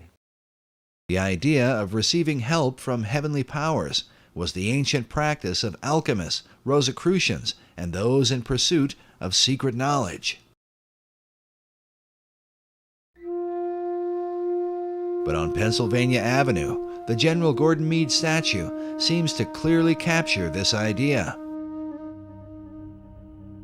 Meade was the Union general who defeated Robert E. Lee at the famous Battle of Gettysburg, sometimes called the bloodiest and most decisive battle of the Civil War. One that ultimately decided that the American states would remain united. Notice the general standing in the forward position with the golden standard of victory above his head, while behind him are a series of mythical god and goddess-looking figures, as if they might be powers and principalities from the heavenlies. In total, the statue seems to represent the idea that Meade was empowered by heavenly forces to accomplish what he did. But exactly what forces are these? And what power do they represent? A Freemasonic website features General Meade's walking stick, with an image of the general carved upon it, the name and dates of the Gettysburg Battle, along with a skull and crossbones, while just above it is a Masonic square and compass. Consider also the golden standard that floats like a halo above the general's head, reminiscent of countless images of Christ through the Middle Ages. The theme of a Christ-like figure empowered by heavenly beings has many levels in Washington, D.C., and seems to be the perfect companion to the virgin symbolism which appears throughout the city, not the least of which is the goddess Freedom that sits atop the U.S. Capitol. A replica of Freedom is found inside the Capitol itself. The Virgin is said to symbolize purity and perfection, and hence becomes the alchemical companion to the perfected man, who also brings forth the divine child. In front of the Supreme Court building are found a male figure to one side and a female to the other. But centered in the tympanum above is not a man, but a woman, said to be the goddess Liberty enthroned. But exactly what liberty does she represent? David Oveson's book is subtitled The Masons and the Building of Washington, D.C. Could all of this arcane symbolism have been the intentional working of Freemasons? David Oveson seems to think so. The author declined to be interviewed on camera, but did grant us a phone interview, where he told us he felt his lengthy book was merely scratching the surface. We also learned from the Masonic headquarters in Washington, D.C., that since the book's publication, David Oveson has become a Freemason. But while many Masons are proud to say that America's Capitol is full of Masonic symbolism, not all of them agree. From my studies of the design of Washington, D.C. and its history, I do not believe that there are any secret plans or designs related to Freemasonry. Dr. S. Brent Morris is an honorary 33rd degree Mason and the managing editor for the Scottish Rite Journal, Masonry's premier publication. His office is located inside the Masonic House of the Temple in Washington, D.C. Norman Vincent Peale, Harry Truman, Bob Dole, Gene Autry, John Philip Sousa, John Glenn. We know that he wore this medal. We're not sure that he wore it at the cornerstone. There is the apron that he wore. That apron is still in existence. So there he is laying the cornerstone. Now, while Dr. Morris is proud of Masonry's long heritage of prominent members, he disagrees with Oveson's notions of Masonic symbolism in stellar alignments and signs of the zodiac. Freemasonry uses the zodiac in only the most superficial way. They use it as an emblem to refer to the heavens. You can go to the National Academy of Sciences and you can see star maps representing the heavens. You can see in their mosaic floor, you can see designs of the gods and goddesses. And certainly if anyone in Washington is not influenced by astrology, it would be the National Academy of Sciences. Freemasonry uses the zodiac as a symbol for the sky, as a symbol for the heavens. We talk about the 7 liberal arts and sciences: grammar, rhetoric, logic, arithmetic, geometry, music, and astronomy. And the zodiac is often used to represent the science of astronomy. but there is no special Masonic importance assigned to the zodiac, no Masonic importance at all assigned to astrology. I don't put much stock in Ovason's theories. Dr. Morris is a prominent Masonic apologist. He's appeared several times on the History Channel and has written a number of books, including The Complete Idiot's Guide to Freemasonry. I wrote my book, The Complete Idiot's Guide to Freemasonry, because there is a growing interest in the Masonic fraternity. A great deal of this is caused by Dan Brown's recent book, The Da Vinci Code, and the anticipation that his next book is going to be about Freemasonry. Because of this growing public interest, I thought it was important to put a book, simple to read, that was factual and that addressed many of the accusations, the claims, the rumors about Freemasonry. Dr. Morris has even lectured at Canonbury Tower in London, the former home of Sir Francis Bacon, who is considered the first Grand Master of modern Masonry. Morris is highly respected by his brother Masons for his diligent defense of the craft. There are many theories out there about the influence of Freemasons on the United States. You can find websites that claim that all the signers of the Declaration, or 50 of the signers of the Declaration, were Masons, and that all or most of the signers of the Constitutions were Masons, and that the Great Seal of the United States is a secret Masonic emblem, and that the street plan of Washington, D.C. has Masonic emblems. And there are two groups of people that promote these ideas. The first group of people are the anti-Masons, the people that hate the Masons, that want to show that there is some evil, powerful, possibly demonic conspiracy that is guiding the United States. And the other group of people are the overeager Freemasons that want to promote the theory. Yet those who oppose Masonry are careful to point out that some of the overeager Freemasons have been among the most powerful men in America's history. Ed Decker is one of the leading Masonic critics and author of the book, The Dark Side of Freemasonry. Decker warns people about what he feels are the dangers of Masonry. My background in Masonry comes from my family. We've been Masonic family for as long as I can go back to. I've traced it back to over 200 years of Masonic involvement, every male member of my family, as well as the women and the kids. And, it went down from my grandfather, my great-grandfather, my great-great-grandfather, to my dad. Decker even claims to have been threatened by Masons when exposing their secrets in the past.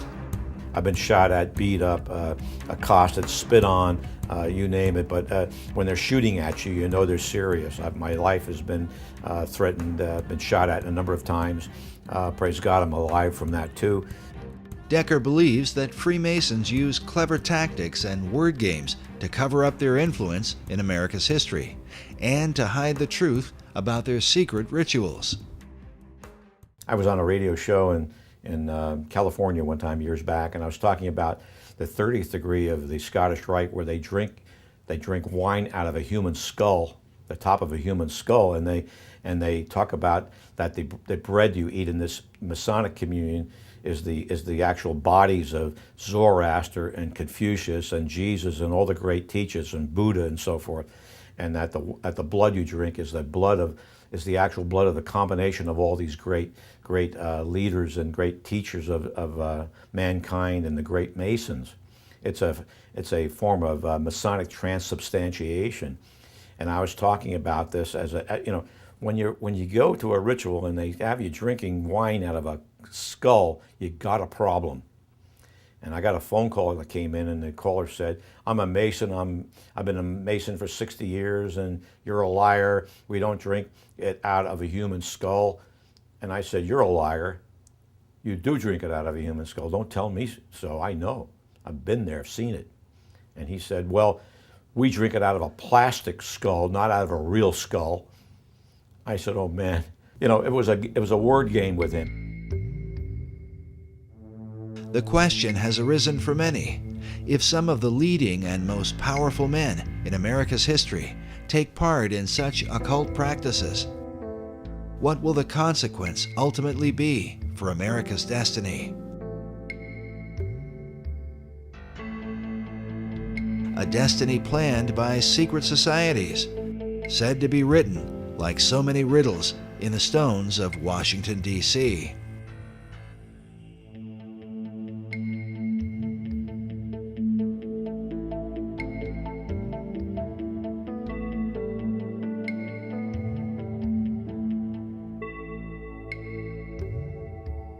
A growing number of Masons reject the suggestion of a Masonic agenda in Washington, D.C. Among them is Trevor McEwen, the Grand Historian for the Masonic Lodge of British Columbia.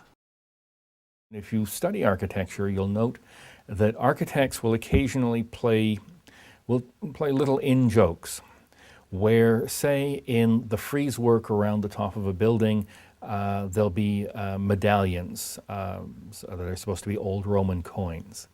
So what they might do is, rather than put a Roman emperor as the face, they'll put their brother-in-law's face there. No one can really see it, but it's there. They'll put their children or their pet dog or across fishing rods because they like to go trout fishing. They'll put little symbols or little ideas hidden in the building just simply because it's their signature work. And they're allowed to do that. No one will really notice. So I'm suggesting that if an architect who happened to be a Freemason stuck a Masonic symbol somewhere, he did that simply as part of his signature, as an expression of his own life, not because some Masonic authority told him to, or because it has any Masonic impact or purpose. Well, they can dodge and move around all they want to when you talk to a Mason who says, well, those symbols are just kind of fun things, or they're just accidental, they're not Masonic. That's nonsense. They're put there by Masons for Masonic purpose. The Masons write about it. They may say that to you at the church when you're talking to them at their church. They may say it to you in the living room when you're talking to the Mason in the living room, but the Masons write about it. You know, in their magazines, they do articles about them, and you go on the web and go onto the Masonic websites, and they brag about it. They point to it. One such Mason is Michael Bagent, the world-famous author of the book Holy Blood, Holy Grail. Bagent is on the Board of Trustees at Canonbury Tower in London. He is also the editor of the magazine Freemasonry Today, a publication that openly refers to Washington, D.C. as the Masonic City. Yet among the chief debates is the Masonic membership of its two chief designers, Pierre L'Enfant and Thomas Jefferson. What's interesting when you chase down Thomas Jefferson or someone like Pierre L'Enfant is it's like chasing a shadow. Many Masonic lodges and websites openly declare that Thomas Jefferson and Pierre L'Enfant were in fact Freemasons. Jefferson in particular is commonly placed in the lists of Masonic presidents, including this collection from the Harry S. Truman Presidential Library. Needless to say, Truman himself was a proud Mason. Some believe that modern Masonry denies the membership of Jefferson and L'Enfant to distance itself from the idea of a Masonic conspiracy in America's history. I mean, I can find you, it's on the internet, there were some Masonic editions of the Bible that list Masonic presidents, and Jefferson is listed. And so they say, aha, we know that Jefferson is a Mason, and you're trying to hide it because he was this awful deist, and you don't want to have an atheistic, non-Christian deist as one of your members. And the answer is no. The people that wrote the Bible, that wrote the supplementary pages for that edition of the Bible, made a mistake. The only way to prove anyone is a Freemason is to have their initiation records. His certainly are missing. Some have argued that Jefferson and L'Enfant might have been initiated into Masonry during their time in France. In Paris, the Lodge of the Nine Sisters was a famous French lodge, whose members included Benjamin Franklin, John Paul Jones, and the Marquis de Lafayette. Jefferson and L'Enfant would have certainly been in familiar company.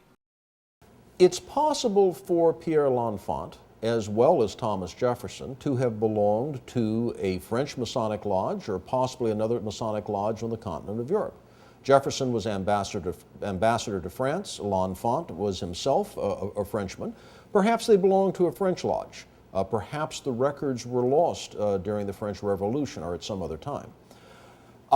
Perhaps they also were visited by space aliens and taken to Area 51 in New Mexico and then flown back to their homes. That's a possibility also. In stark contrast to Dr. Morris's view, Michael Bagent, in his Freemasonry Today, openly refers to Pierre L'Enfant and Thomas Jefferson as Freemasons, as do many Masonic lodges even to this day. Similar opposing views also exist on the writings of men like David Oveson. Oveson is not writing an anti-Masonic book. Oveson, in the main, has good things to say about Masonry. He's talking about how the builders and the founders of this nation were Freemasons. So, of course, that's going to ring sympathetic bells with any other Freemason.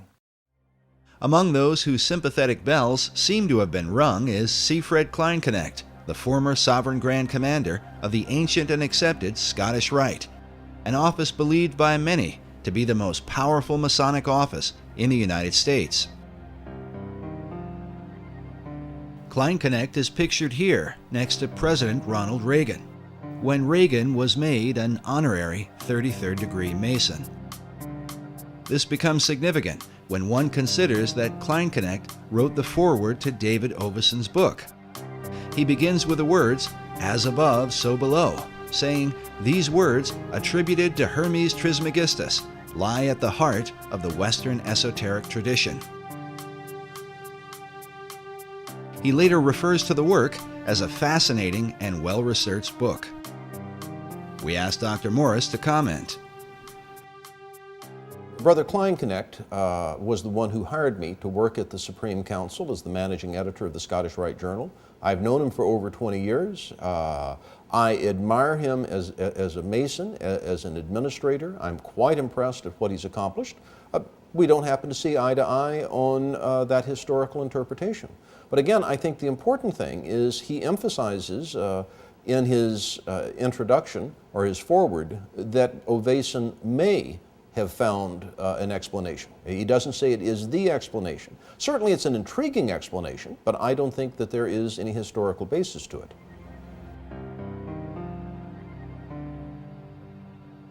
Of David Oveson's research, Siegfried Kleinknecht writes that recent scholarship demonstrates the undeniable influence of Freemasonry exerted on the American system of government. While Kleinknecht is careful in his suggestion, he goes on to relate Oveson's work with that of 19th century Masonic icon Albert Pike. Albert Pike is the father, really the father of American Freemasonry. I don't know of a greater authority on Scottish Rite Masonry than Albert Pike because he authored it. He's the one who wrote Scottish Rite Masonry, the 32 Degrees. Albert Pike, in his ritual research, suggests that the ceiling of Masonic lodges should be painted with symbolic constellations. In the foreword to Oveson's book, Kleinknecht comments on Pike's suggestion for a ceiling design. He says, "The astonishing thing is that Pike's ceiling design reflects precisely the same mysteries observed by David Oveson in this book." Albert Pike was one of the most prominent 19th century Freemasons. He joined the fraternity, I believe, in 1859, just before the Civil War. He was a scholar of ancient languages, was very familiar with what we would call comparative religion today, and he was given the task by the Supreme Council for the Southern Jurisdiction to rewrite their rituals.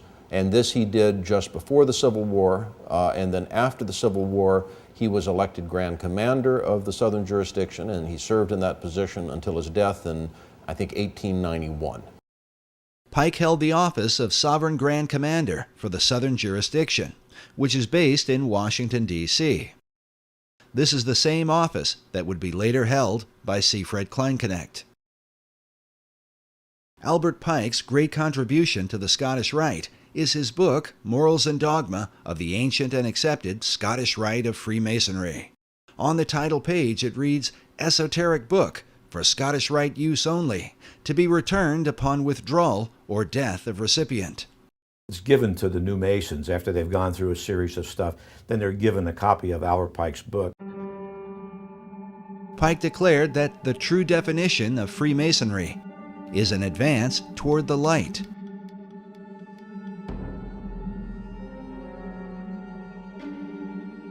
The question then becomes, what is the light of Masonry?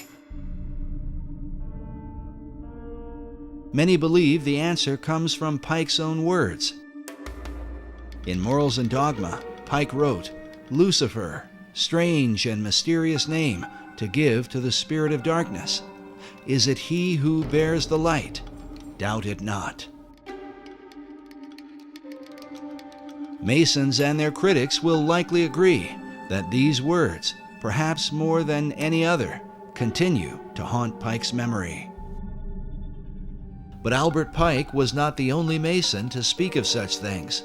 Manly Hall, in his book, The Lost Keys of Freemasonry, wrote that when the Mason learns the mystery of his craft, the seething energies of Lucifer are in his hands. This is another bust that was done by Mr. Hall of a man he had a great affinity for, which was Albert Pike, one of the great Freemasons of the world. A statue of Albert Pike is located at 3rd and D Streets in downtown Washington, D.C. It was erected by Freemasons in 1901 through an act of Congress. Pike is shown with a maiden beneath him, bearing the standard of the Scottish Rite. More than a century after his death, Albert Pike continues as an important and controversial figure in America's capital. Not only does his statue remain, but he is the central focus of one of Washington, D.C.'s most unique buildings, the Masonic House of the Temple, the headquarters for the ancient and accepted Scottish Rite of Freemasonry. The building was designed by 20th century architect John Russell Pope, who modeled it after the mausoleum at Halicarnassus, one of the 7 wonders of the ancient world. Pope himself was not a Freemason, so he relied upon the esoteric knowledge of Elliott Woods, a 32nd degree Mason who was the architect of the United States Capitol at the time.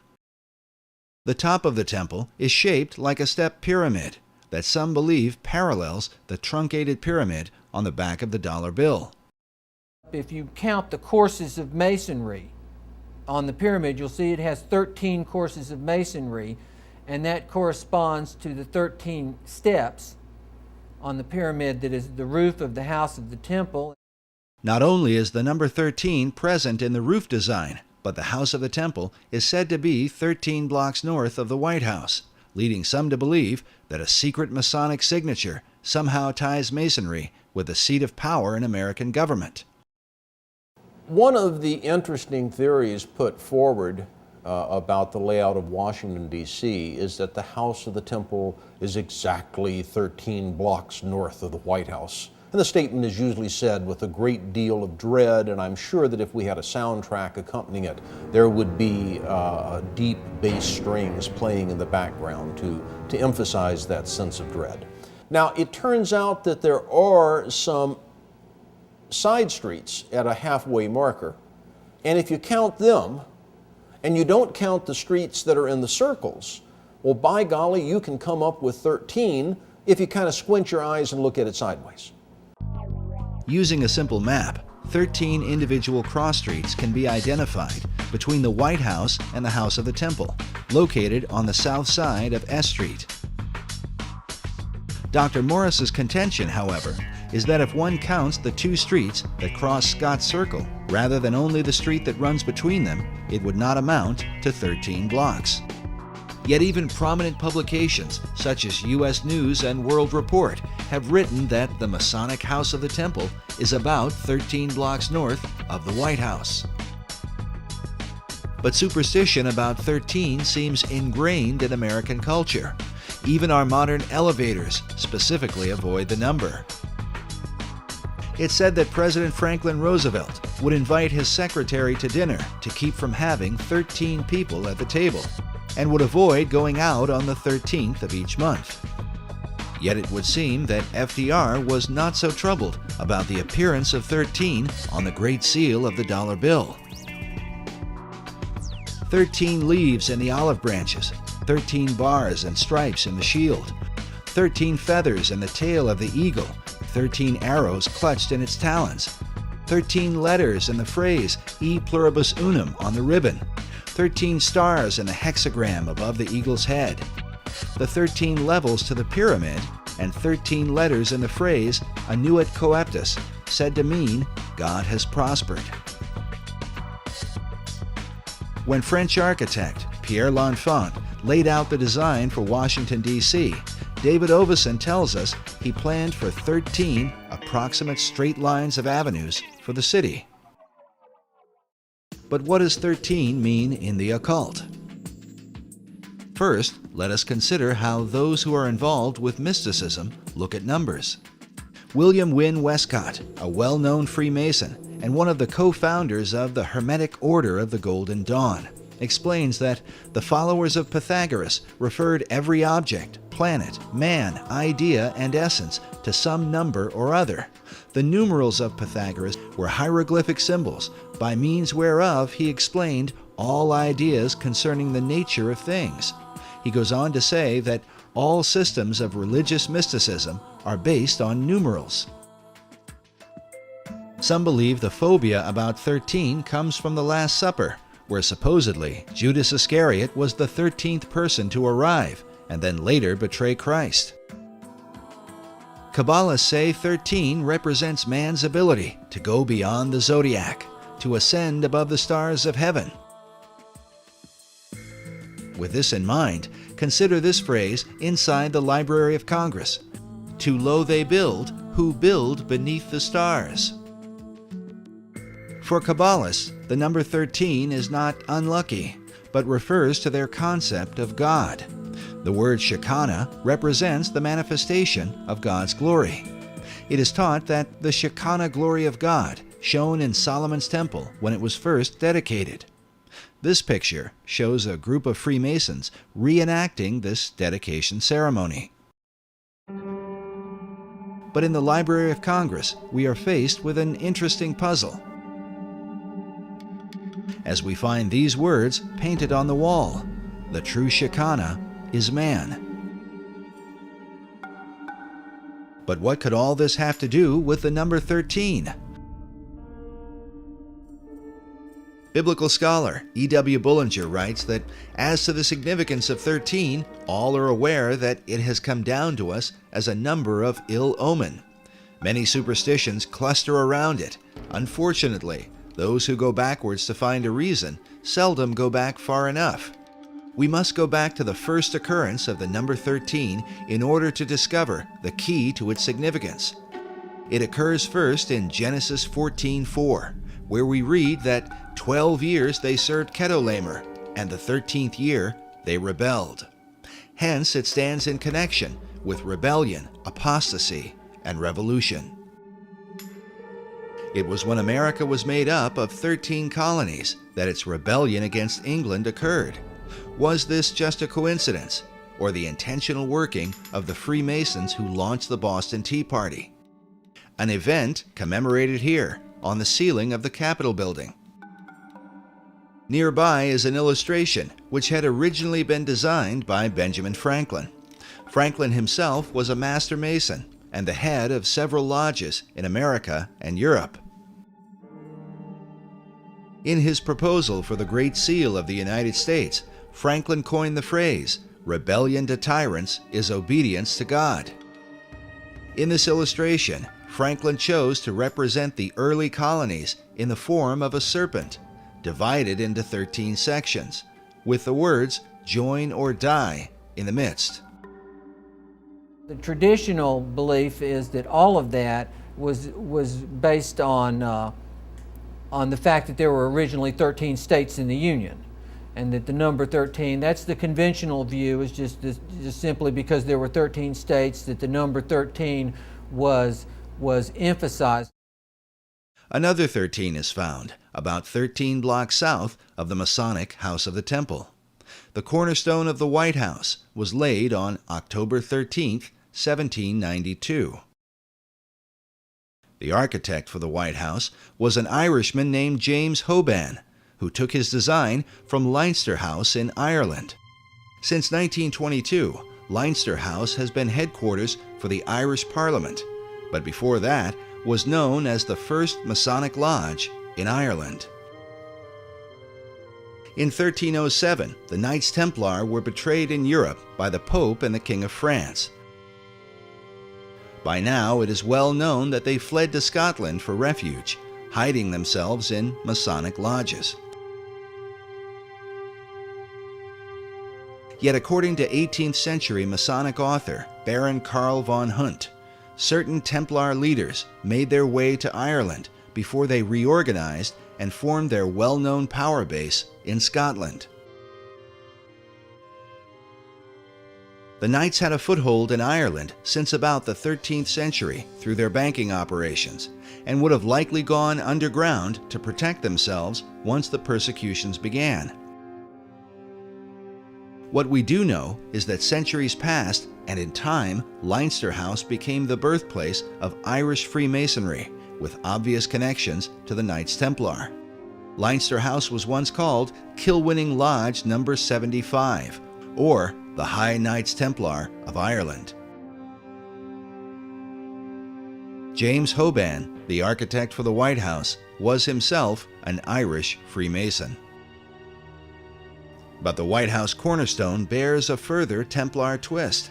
The Charleston City Gazette reported that the date recorded by the Freemasons for laying the first stone read, the 13th day of October, 1792, in the 17th year of the independence of the United States of America. It just so happens that October 13th, 1792, was the 485th anniversary of Black Friday, Friday the 13th, when the Knights Templar were overthrown in Europe. The numbers 4, 8, and 5 equal 17 for the 17th year of America's independence.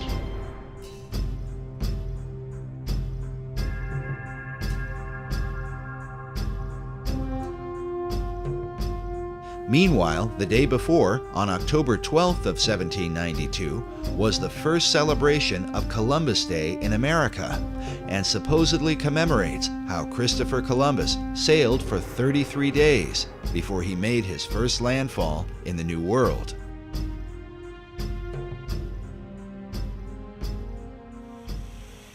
A statue honoring Christopher Columbus is found outside Union Station in Washington, D.C.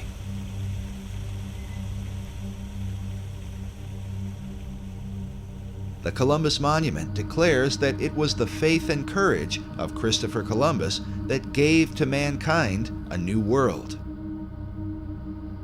Yet for years, researchers have wondered why American historians have given such credit to Columbus when there were others who had reached the New World earlier. Columbus in 1492 only got as far as the Caribbean islands. Even the ceiling of the state capitol acknowledges the coming of the Vikings. Historians argue that Leif Erikson made it to the New World some 500 years before Columbus. You do have history. You just don't recognize it. Or could it be that the recognition is intended to represent something else? After all, when Columbus sailed the ocean blue, he did so with sails bearing a red cross on a white background, the symbol of the Knights Templar. These same ships are found painted on the interior ceiling of the U.S. Capitol. When they were arrested, the Templars were accused of devil worship, a charge that has been a point of controversy to this day. Many, many hundreds of knights were captured, they were tortured, and that makes a lot of their confessions rather suspect. However, I think the old saying is where there's smoke, there's fire. And it is interesting that in England, the Templar Knights were not tortured. They were interrogated, but they weren't tortured because that was against the law in England. And some things do emerge. One is that they do seem to had been required as part of their ordeal, their initiatic ordeal, if you will, to trample on the cross and spit on the cross. Also, they were alleged to have worshipped this god Baphomet, and which is either described as a three-headed deity or as a skull or as a goat-headed being. And those things, I think, were probably true. While mysteries abound concerning the relationship of the Templars to Masonry, the connection was clearly made by Albert Pike. In front of the Masonic House of the Temple are two 17-ton sphinxes, cut from single blocks of stone. One representing wisdom, with its eyes half closed, as if in contemplation, while the other represents power, with its eyes wide open. These two chief elements are said to represent Plato's ideal balance for the perfected man. The man who has wisdom and the man who has power. To the Scottish Rite, Albert Pike seems to represent such a man, as he is a central focus of the temple itself.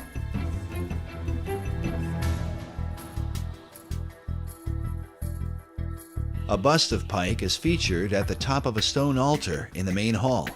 Next to it are Pike's own words, "What we have done for ourselves alone dies with us. What we have done for others and the world remains and is immortal." But exactly what immortal works Pike did for others and the world remains an issue of constant debate among critics of Masonry. Albert Pike is a favorite whipping boy of conspiracists. Like the Templars who came before him, Pike's real beliefs are often questioned, and with him, the beliefs of Masonry. Albert Pike was a Luciferian. Literally, Luciferianism is the core, the center core of Freemasonry. Pike's body is buried inside the temple itself, with this stained glass memoriam, next to a bust of his likeness. And they revered him so much that they actually dug him up and buried him in a wall underground. And you go to the house of the temple and there's an actual room dedicated to Albert Pike. The Albert Pike room is located in the lower level and is filled with Pike's many books, a number of portraits and photographs, the pipes, memorabilia, and even the death mask of the man thought by many to be America's most important and notorious Freemason. In his lifetime, Pike would have seen the completion of the U.S. Capitol and the Washington Monument. He lived much of his life in Washington, D.C., and devoted himself to the promotion of Freemasonry. Indeed, some have argued that Pike's controversial form of Masonry was the result of a radical struggle that occurred during the years just after the American Revolution. But how did this struggle come about, and what was its purpose? More importantly, could this influence have somehow impacted the design for Washington, D.C., and with it, the ultimate destiny of America? The answer to these questions may be found by examining a group that today has much to do with Washington, D.C., one that is thought by some to be the most mysterious and dangerous secret society in the world.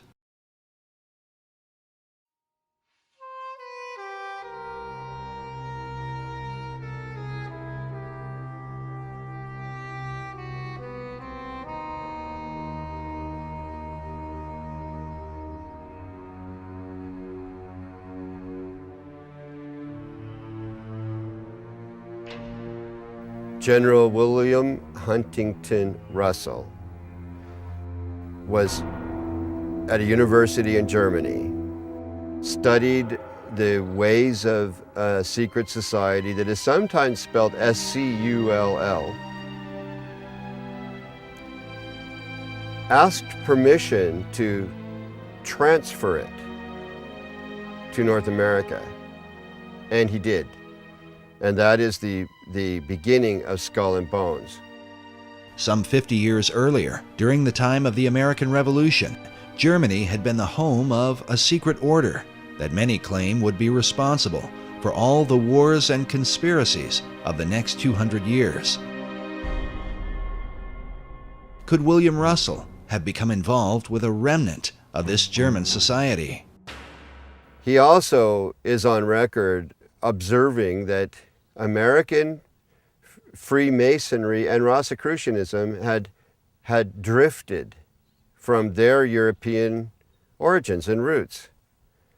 And as a drift, they were losing sight of the secrets or of, you know, the mandate, the purpose, and the protocols of their existence.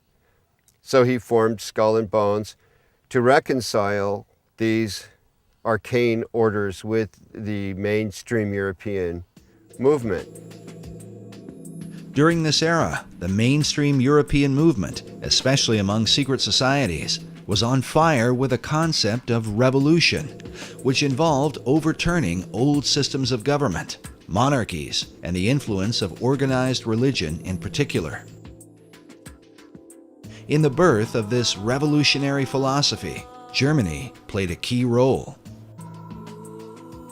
In his book, Fire in the Minds of Men, James H. Billington, the Librarian of Congress, writes that the revolutionary ideology of the 18th and 19th centuries was shaped not so much by the rationalism of the French Enlightenment, as is generally believed, but by the occultism and pro-romanticism of Germany. He goes on to say that this ideology continued through the reign of men like Joseph Stalin and Adolf Hitler. Billington writes of what he calls the Pythagorean passion of the early revolutionaries, a fascination with the ancient Greek philosopher Pythagoras. According to tradition, Pythagoras was driven from Greece to southern Italy, where he allegedly founded a religious and philosophical brotherhood to transform society. Pythagorean philosophy dominated the signs and symbols revolutionaries used to define their movement. Billington writes that occultists became politicians and made special use of the two most important Pythagorean geometric symbols, the circle and the triangle, in dramatizing their challenge to establish power. In Germany, the leading revolutionary was a Bavarian law professor named Adam Weishaupt, who founded a secret society called the Illuminati. Billington writes that Weishaupt's final blueprint for politicized Illuminism, written during the first year of the French Revolution, was entitled Pythagoras. Pythagorean geometry plays an important role in the design for Washington, D.C. The entire layout of the city is based around Federal Triangle, a right triangle which represents the Pythagorean theorem. Could this have been the influence of Adam Weishaupt and the revolutionary faith of the Illuminati? And if so, in what other ways could this mysterious and highly controversial group have impacted America? The Illuminati was an organization created in Bavaria. A Freemason named Adam Weishaupt created the Illuminati as an inner circle of Freemasons. And he was very definitely taken by the period of the Enlightenment. He saw liberal democracy and liberal government, not liberal in the sense that we use it today in political talk, but liberal in the sense of giving rights and freedoms to the citizen, as an important way to improve the world.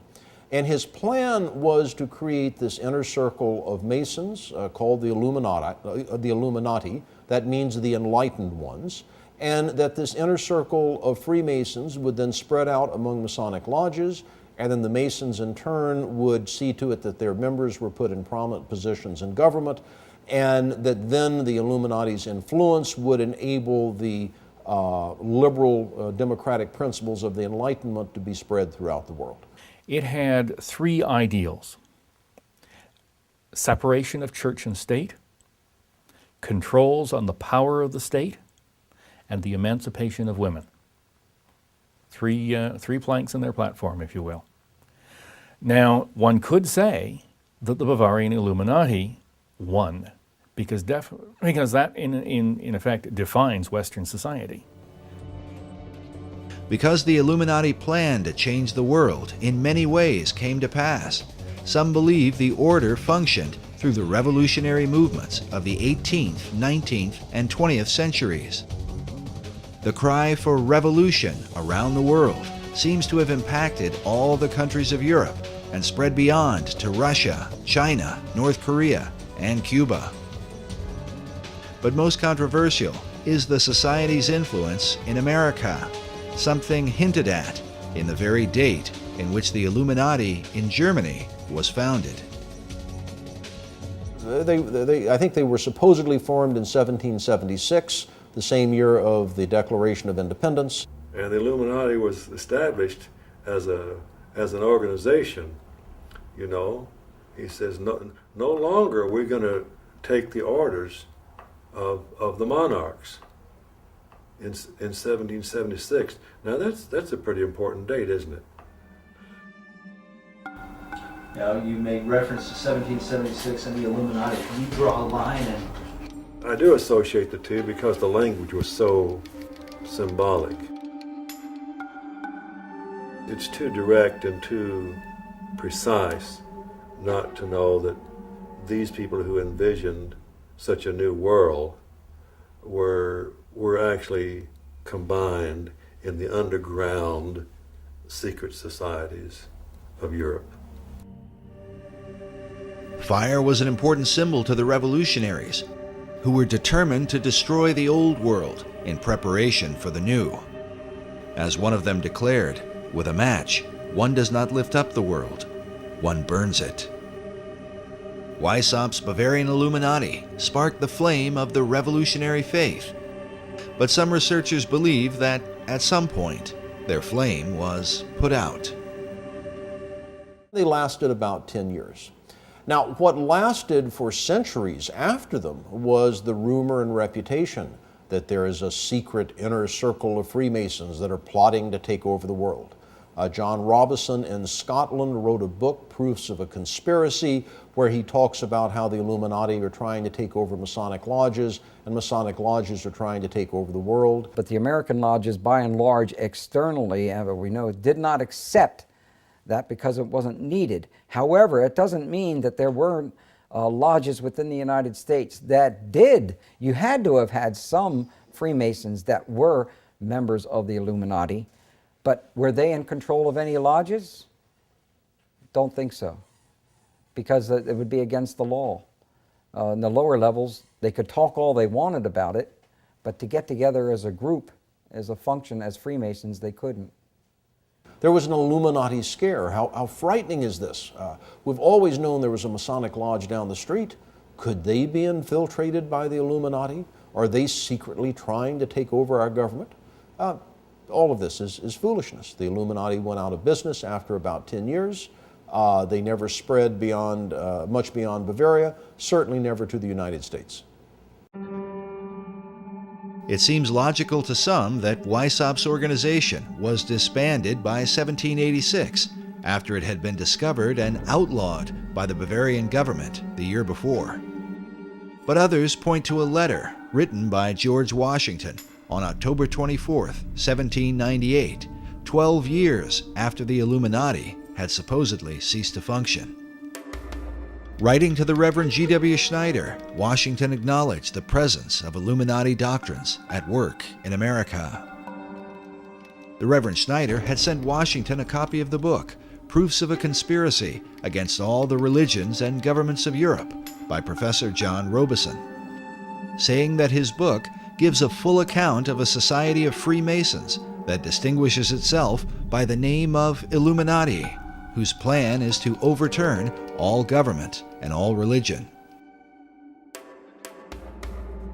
When Washington responded, he said, "It was not my intention to doubt that the doctrines of the Illuminati and the principles of Jacobinism had not spread in the United States. On the contrary, no one is more truly satisfied of this fact than I am." We asked Dr. Morris to comment on the letter, but he told us he was unaware of it. The letter itself may be found among the George Washington papers at the Library of Congress. In this letter, Washington associates the Illuminati with the Jacobins, the radical French group that launched the French Revolution. Many writers and historians over the last 2 centuries have concluded that the power behind the Jacobins was in fact the Illuminati. It is well documented that some of the Jacobins came to America and here tried to stir up a second American Revolution through groups known as the Democratic Clubs. The Jacobins, who by this time had overthrown King Louis, sent their ambassador, Edmond Genet, to America to build support for the French Revolution. American leaders like Washington wanted to keep the country neutral, but Genet was determined to bring her into the fray, even if it meant overthrowing the new American government. In a letter from John Adams to Thomas Jefferson, Adams wrote, "You certainly never felt the terrorism excited by Genet in 1793, when 10,000 people in the streets of Philadelphia, day after day, threatened to drag Washington out of his house and effect a revolution in the government, or compel it to declare war in favor of the French Revolution." Many researchers believe the French Revolution is the key to understanding the presence of the Illuminati in America.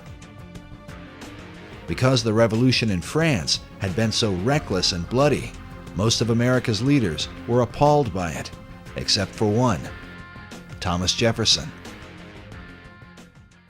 Jefferson spent 5 years as the American minister to France and was an ardent supporter of the French Revolution during the planning stages. He even allowed his residence to be used as a meeting place for the rebels, who were led by the Marquis de Lafayette. When Jefferson heard about the bloodshed in France during the Reign of Terror, he said that rather than see the revolution fail, I would have seen half the earth desolated. Were there but an Adam and Eve left in every country, left free, it would be better than as it now is. Jefferson predicted that the ball of liberty would roll around the globe. The hand rolling this ball would be, undoubtedly, the clenched fist of revolution. For many researchers, the presence of the all-seeing eye floating above an unfinished pyramid stands as clearest proof of the Illuminati at work in America. Is the Illuminati to be defined as Freemasons and Rosicrucians and other secret society members? If that's the case, then yes, I believe the symbol on the dollar bill, the truncated pyramid, is directly related to the Illuminati. Dr. James Billington, the Librarian of Congress, is pictured here beside First Lady Laura Bush. His relationship with President Bush is unknown, but we are given cause to wonder at it. According to Dr. Billington, it was the Bavarian Illuminati that put the fire in the minds of men and compelled them toward a global revolution to change the world. Is it possible that this philosophy is at work in America today? By our efforts, we have lit a fire as well, a fire in the minds of men. It warms those who feel its power. It burns those who fight its progress. And one day, this untamed fire of freedom will reach the darkest corners of our world. Could President Bush have been implying what it seems? Is America currently being driven by the same revolutionary fire that inspired the Bavarian Illuminati? Bush is often said to be a fundamentalist Christian, but some of his critics claim his views are more ecumenical. As with Freemasonry, Bush believes in other routes to finding God. We all worship the same God, Christian and Muslim? I think we do. We have different routes of getting to the Almighty. Do Christians and non-Christians, do Muslims go to heaven, in your mind? Yes, they do. We have different routes of getting there. Is Bush's real belief a clue to understanding his membership in Skull and Bones? And is Skull and Bones, the elite secret society, somehow related to a modern form of the Illuminati? The Illuminati was a secret society. It existed in Europe, started in 1776. It infiltrated the upper echelons of Masonry, and that is how it has managed to exist since that time. A chief piece of evidence is the radical presence of Citizen Genet. Genet is said to be responsible for the Whiskey Rebellion of 1794. And George Washington actually sent an army to put down this revolution that was incited by Citizen Genet, who was the French ambassador to the United States, who was a Jacobin, and the Jacobins were simply a front name for the Illuminati. The Illuminati was here. In 1798, the same year George Washington wrote his letter to the Reverend Schneider, another Reverend, Jedediah Morse, gave a speech in which he claimed that the Illuminati had its emissaries at work in America. Morse also associated the Illuminati with the French Jacobins. Among the chief icons of the Jacobins was the red cap worn by the French revolutionaries, known as the Phrygian cap, or the Cap of Liberty. Easily recognized as a cap that, when worn, was often pulled forward, though sometimes to the side. The cap was not only worn by the French rebels, but was often shown symbolically at the end of a staff or upon the head of their goddess of liberty, Marianne, as in this famous painting that glorifies the French Revolution. This same Phrygian cap is found among the great seals of a number of U.S. states, on the official seal of the U.S. Army, and on several figures of liberty inside the Capitol building. But its place of greatest prominence seems to be in the Library of Congress, where the Phrygian cap is carved at the top of all the circular window frames and panels in the library.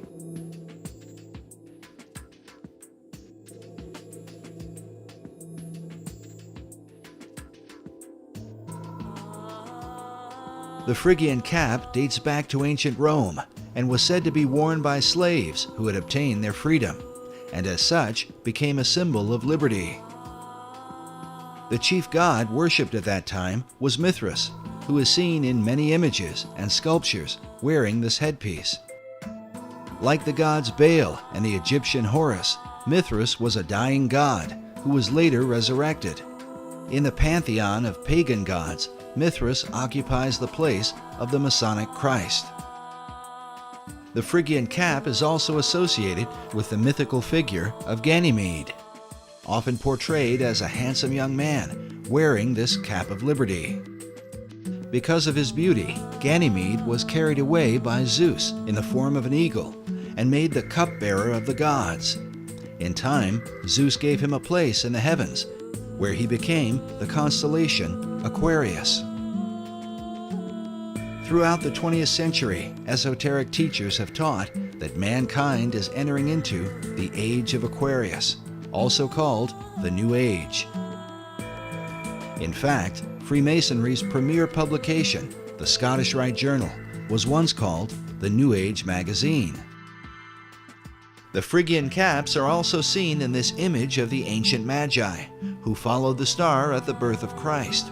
Freemasonry teaches that this is where the Eastern Star gets its name.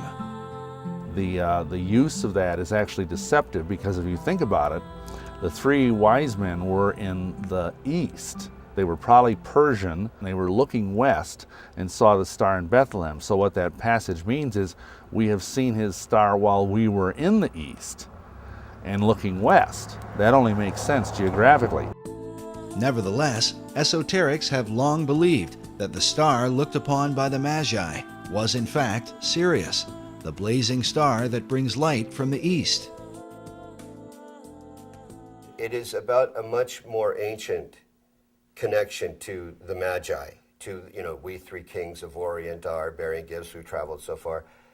Those Magi are Zoroastrian. Yet not everyone accepts that the Magi were originally followers of Zoroaster. Many Bible scholars believe the Magi were Persians, who were influenced by the writings of the Old Testament prophet Daniel, who lived in that region during the time of Nebuchadnezzar the Great. One of the titles given to Daniel was Rab Mag, or Chief of the Magi. In his writings, Daniel was inspired by an angel who gave him a timeline in which to expect the Christ of Israel. Many scholars believe the Magi were in fact following the prophecies of Daniel. In contrast, Freemasons believe they were Zoroastrian mystics, guided by the star Sirius, and hence Sirius came to represent the Masonic concept of the Christ. This image shows the prophet Zoroaster wearing a Phrygian cap. Yet Zoroaster is most often portrayed with a beard, wearing a robe, belted at the waist, with an Eastern head garment. The name Zoroaster is said to mean radiant one, and is a reference to the light that shines above his head, said to be the light of Sirius. The dog star Sirius is said to be at least one of the origins of the Masonic pentagram, which leads us by far to the most controversial element in the design for Washington, D.C.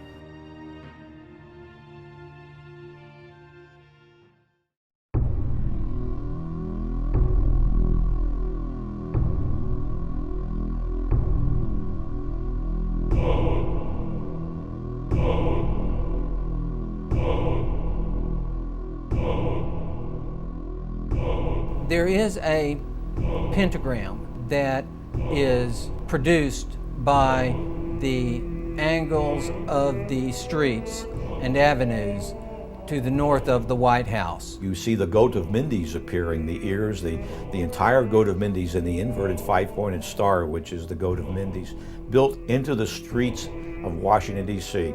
No one could have that happen accidentally. I've heard sillier things, but not much. No, there are no satanic plans in the street plans of Washington, D.C. The presence of a pentagram in the street layout of Washington, D.C. is said to represent the darkest influence of Masonry in America's capital, and is the driving force behind images such as this one, which suggests that all the other buildings and monuments are of satanic origin. As many are aware, the presence of the pentagram is greatly disputed.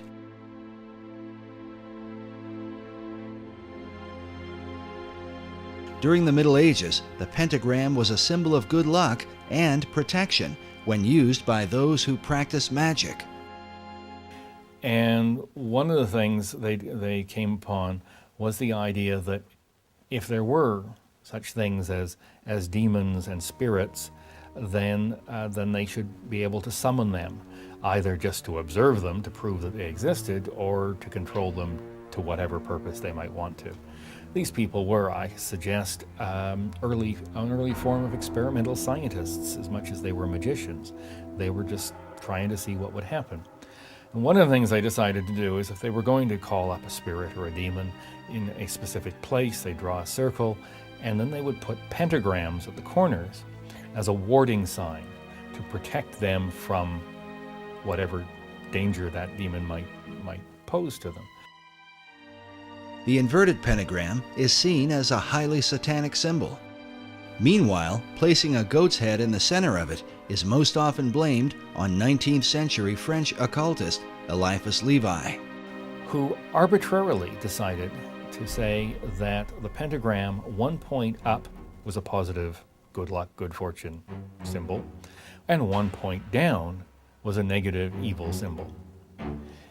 He provided no citations as to where he got that idea from, and there was nothing historically documented prior to him to suggest that anyone ever thought that was the case.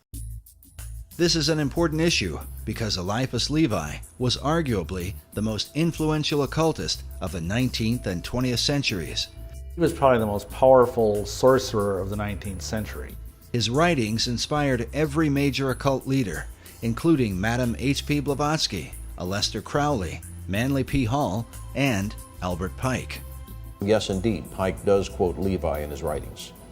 Levi's concept of the pentagram was most likely the influence of the 15th century German alchemist Heinrich Cornelius Agrippa. Agrippa is a well-known figure in occult circles and is even mentioned in Mary Shelley's Frankenstein, as well as J.K. Rowling's Harry Potter and the Sorcerer's Stone. Agrippa published his books on occult philosophy around 1509. Today, his collection is called the Foundation Book of Western Occultism. In this book, he features an inverted pentagram and calls it the pentagram of Pythagoras. According to Pythagoras, the inverted pentagram symbolized the 5 chambers of Tartarus, one of the Greek words for hell. But the Pythagoreans believed descending into this underworld led one to a path of higher wisdom. Hence the symbolism of Dante's Inferno, in which Dante descends into hell so that he can later enter into paradise. The Pythagoreans also believed that from this 5-chambered Tartarus came the world's demon, or evil spirit. The German-based Illuminati, with their Pythagorean passion, would have certainly been familiar with this belief, as would the rest of the revolutionary occultists in France, who could very well have influenced Pierre L'Enfant and Thomas Jefferson. First, we must address the main issue, raised by every researcher. Is there really a pentagram in the street layout of the city? One segment of the pentagram is missing. I started to look carefully at the maps and draw my lines, and then I find out that, hey, it's not a real 5-pointed star. It doesn't have legs. And you can draw a pentagram over some of the major streets, but the streets don't actually connect to form a pentagram. There's absolutely no doubt that a partial pentagram appears in the street designs of Washington. You can look at a satellite photo of Washington, D.C. and see the pentagram. It seems to be symmetric around 16th Street, which is the street that runs into the White House. If you look at the earliest published maps of the District of Columbia, the design that was laid out by Pierre L'Enfant, you can see this partial pentagram. But it is just that, a partial pentagram. Rhode Island Avenue does not connect all the way through to Connecticut. I've always wondered to myself if we Masons are so all-fired powerful that we can have this satanic device put in the streets, how come we weren't smart enough or powerful enough to have it completed? But as I understand the use of the pentagram, it's the fact that it is a complete symbol that gives it its power and force. I've never heard of anything being associated with an uncompleted pentagram. These assertions would seem to close the argument, except for the fact that the unfinished or broken pentagram is a recognized symbol in the occult. Manly P. Hall writes of the uses of the pentagram in his book, The Secret Teachings of All Ages. He says, the pentagram is used extensively in black magic. The star may be broken at one point by not permitting the converging lines to touch. It may be inverted by having 1 point down and 2 up. When used in black magic, the pentagram is called the sign of the cloven hoof, or the footprint of the devil. Of course, Hall wrote these things in the early part of the 20th century. But is there a record of a partial pentagram found during the Revolutionary era? The answer is yes. In fact, it is a record that shows up during the same time that the street design for Washington, D.C. was being laid out by Pierre L'Enfant, and is mentioned in the play Faust by Johann Wolfgang von Goethe. Goethe published the first edition of Faust in 1790, in which he mentions a partial pentagram in the dialogue between Faust and Mephistopheles, the devil whom he has conjured. Mephistopheles says, "Let me go up. I cannot go away. A little hindrance bids me stay." To which Faust replies, "The pentagram? That's in your way? You son of hell, explain to me, if that stays you, how came you in today?" To which Mephistopheles says, "Observe it closely. It is not well made. One angle on the outer side of it is just a little open, as you see." While Goethe published his first edition of Faust in 1790, it was between 1791 and 1792 that Pierre L'Enfant drew up the initial street design for Washington, D.C. This might all be seen as a mere coincidence, if not for the fact that Johann Wolfgang von Goethe was not only a master mason, but also a famous member of the Bavarian Illuminati.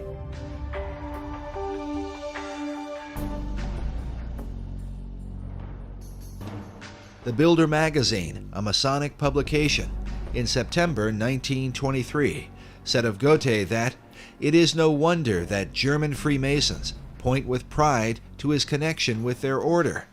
After he became a member in 1780, he accomplished no great work which did not ring in Masonic accord. He completed nothing which did not lead back to a Masonic origin. Meanwhile, Masonic author Michael Bagent writes that Goethe not only depicted a Faust figure, he was himself a Faust figure, an adjunct of his own personal Hermetic quest. But could Goethe's ideas of Hermetic philosophy have influenced the design for Washington, D.C.? And how might an unfinished pentagram reflect the Hermetic principle of as above, so below? Which brings us to what may be the most logical explanation for the unfinished pentagram in Washington, D.C., and one that seems to fit perfectly with the rest of the design for the city, a city which David Oveson calls a city of the stars.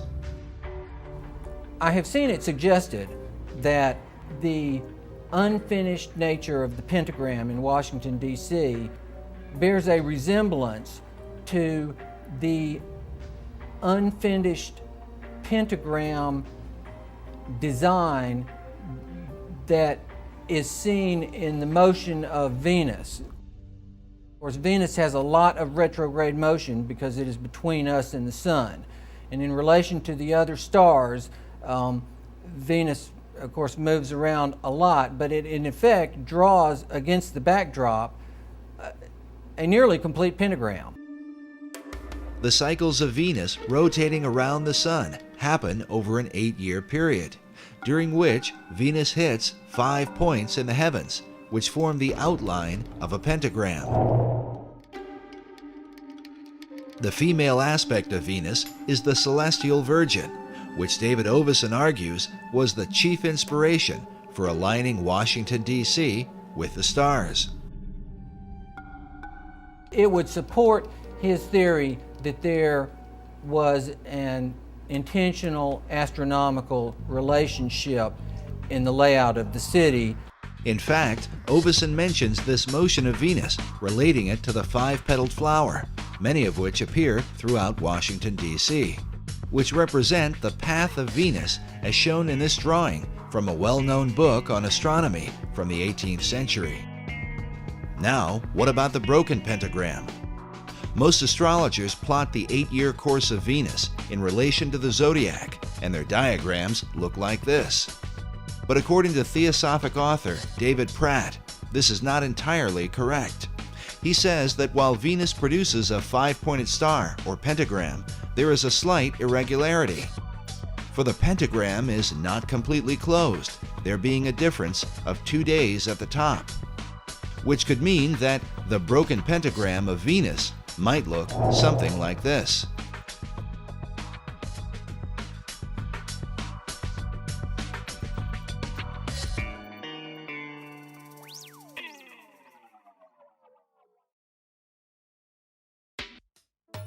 But which conclusion seems most plausible? Is the pentagram merely an accident? Or does it represent some arcane magical ceremony? Or is it simply a reflection of Venus, according to the Hermetic principle, as above, so below? With symbols, there are always multiple levels, up to 7 different levels of interpretation. One interpretation of the pentagram is given by the Thelemic order of the Golden Dawn, which says that the pentagram is itself a perfect geometric symbol of the perfected man.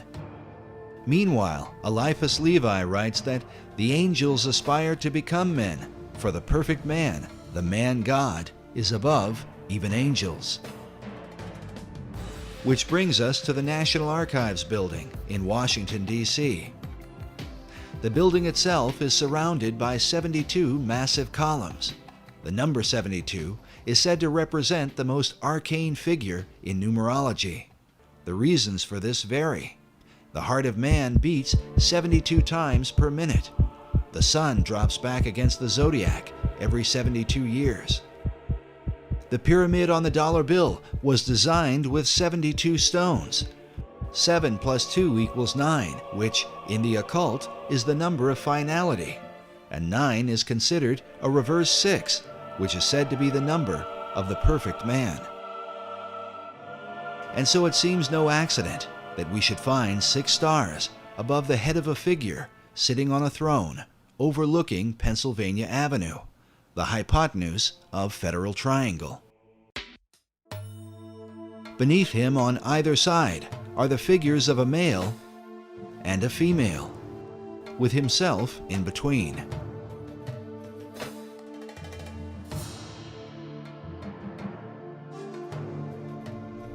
Manly Hall wrote about America's assignment with destiny, while FDR spoke of her rendezvous with destiny. Is it any wonder, then, that according to the National Archives, the figure on a throne overlooking Pennsylvania Avenue is named Destiny? Could this be a picture of the Masonic Christ? And how might he differ from the Christ of the Bible? But even now, the face of Christ is changing in the world. In New York, at the Cathedral Church of St. John the Divine, we find a mysterious image hovering above the altar where a traditional crucifix would be. There are no nails in his hands and no crown of thorns upon his head. Instead, we find a robed figure, belted at the waist, with a Zoroastrian-looking cap upon his head, rays of light shining behind him. Could this be the Christ of the New Age?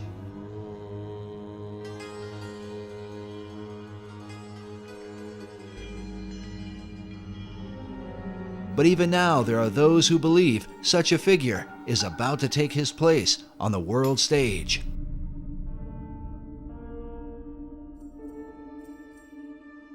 In 1982, an English painter named Benjamin Creme took out full-page ads in newspapers around the world declaring the Christ is now here. For more than 20 years now, Creme has traveled the world, telling all nations that the Christ, whom he calls Maitreya, is about to appear. Maitreya is standing by, ready to come into the world at any moment. We caught up with Mr. Creme in August of 2006, as he had just come from speaking to an independent group at the United Nations. He had this to say to America.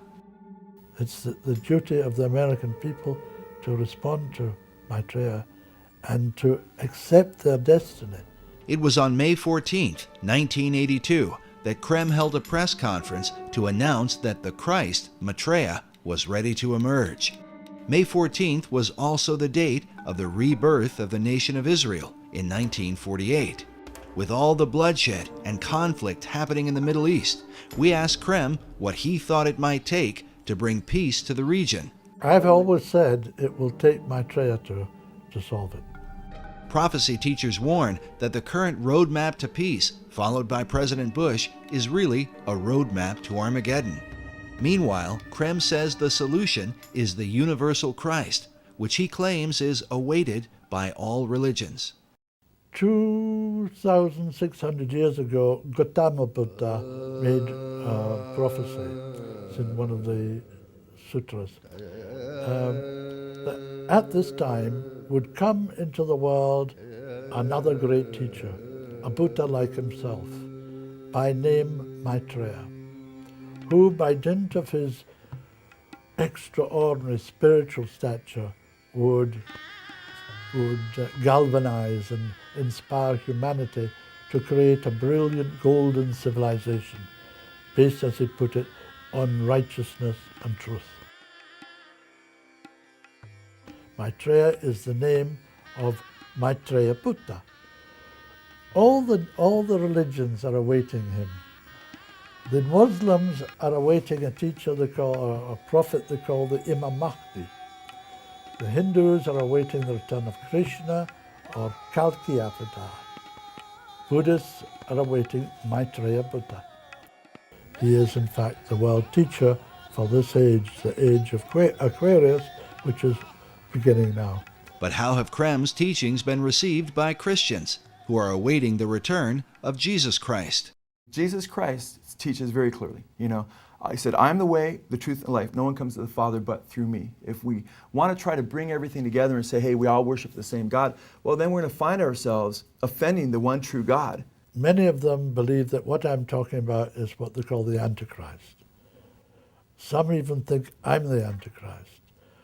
Many of them think, if I'm not the Antichrist, then I'm the leg man for the Antichrist. Krem is very significant to the New Age movement because he's kind of like the John the Baptist of the New Age movement. He even as John the Baptist was the voice crying in the wilderness that the Messiah had come, at Jesus' first coming. Krem believes that he's the one who's heralding his second coming. However, it's a New Age Christ. It's not the Jesus Christ of the Bible. And he comes in a way that the New Age Christ or the Antichrist is portrayed to come, not the way Jesus Christ is coming. You don't know what the Antichrist is. The Antichrist is not a man. It's an energy. It's an energy, destructive energy, deliberately released to break down the old order. It's in Revelations of St. John, if you know. The beast 666, the number of a man, is the Antichrist, Nero. The Emperor Nero, it was released through the Emperor Nero to bring about the dissolution of the Roman dispensation to prepare the way for Christendom. Oddly enough, Krem's teaching is very similar to a doctrine taught in the Christian community called preterism. Preterism comes from a Latin word that means past. In a nutshell, preterism teaches that the prophecies from the book of Revelation were fulfilled by 70 AD, a teaching many Christians reject. It's really a recipe for apostasy to set up the church for the Antichrist. While many prophecy teachers warn that the coming of an Antichrist is imminent, Benjamin Krem strongly disagrees. It has been, it has gone, it's done its destructive work and made possible for the Christ himself to return to the world. Could Benjamin Krem be right? Were all the prophecies concerning the Antichrist fulfilled in the past? And does the world now stand ready to receive the Masonic Christ of the new Aquarian age? And what can this mean for America? Even now, some believe that America's true destiny is to establish the kingdom of God on earth. Could they be right? Is this the key to understanding the secret architecture of Washington, D.C.?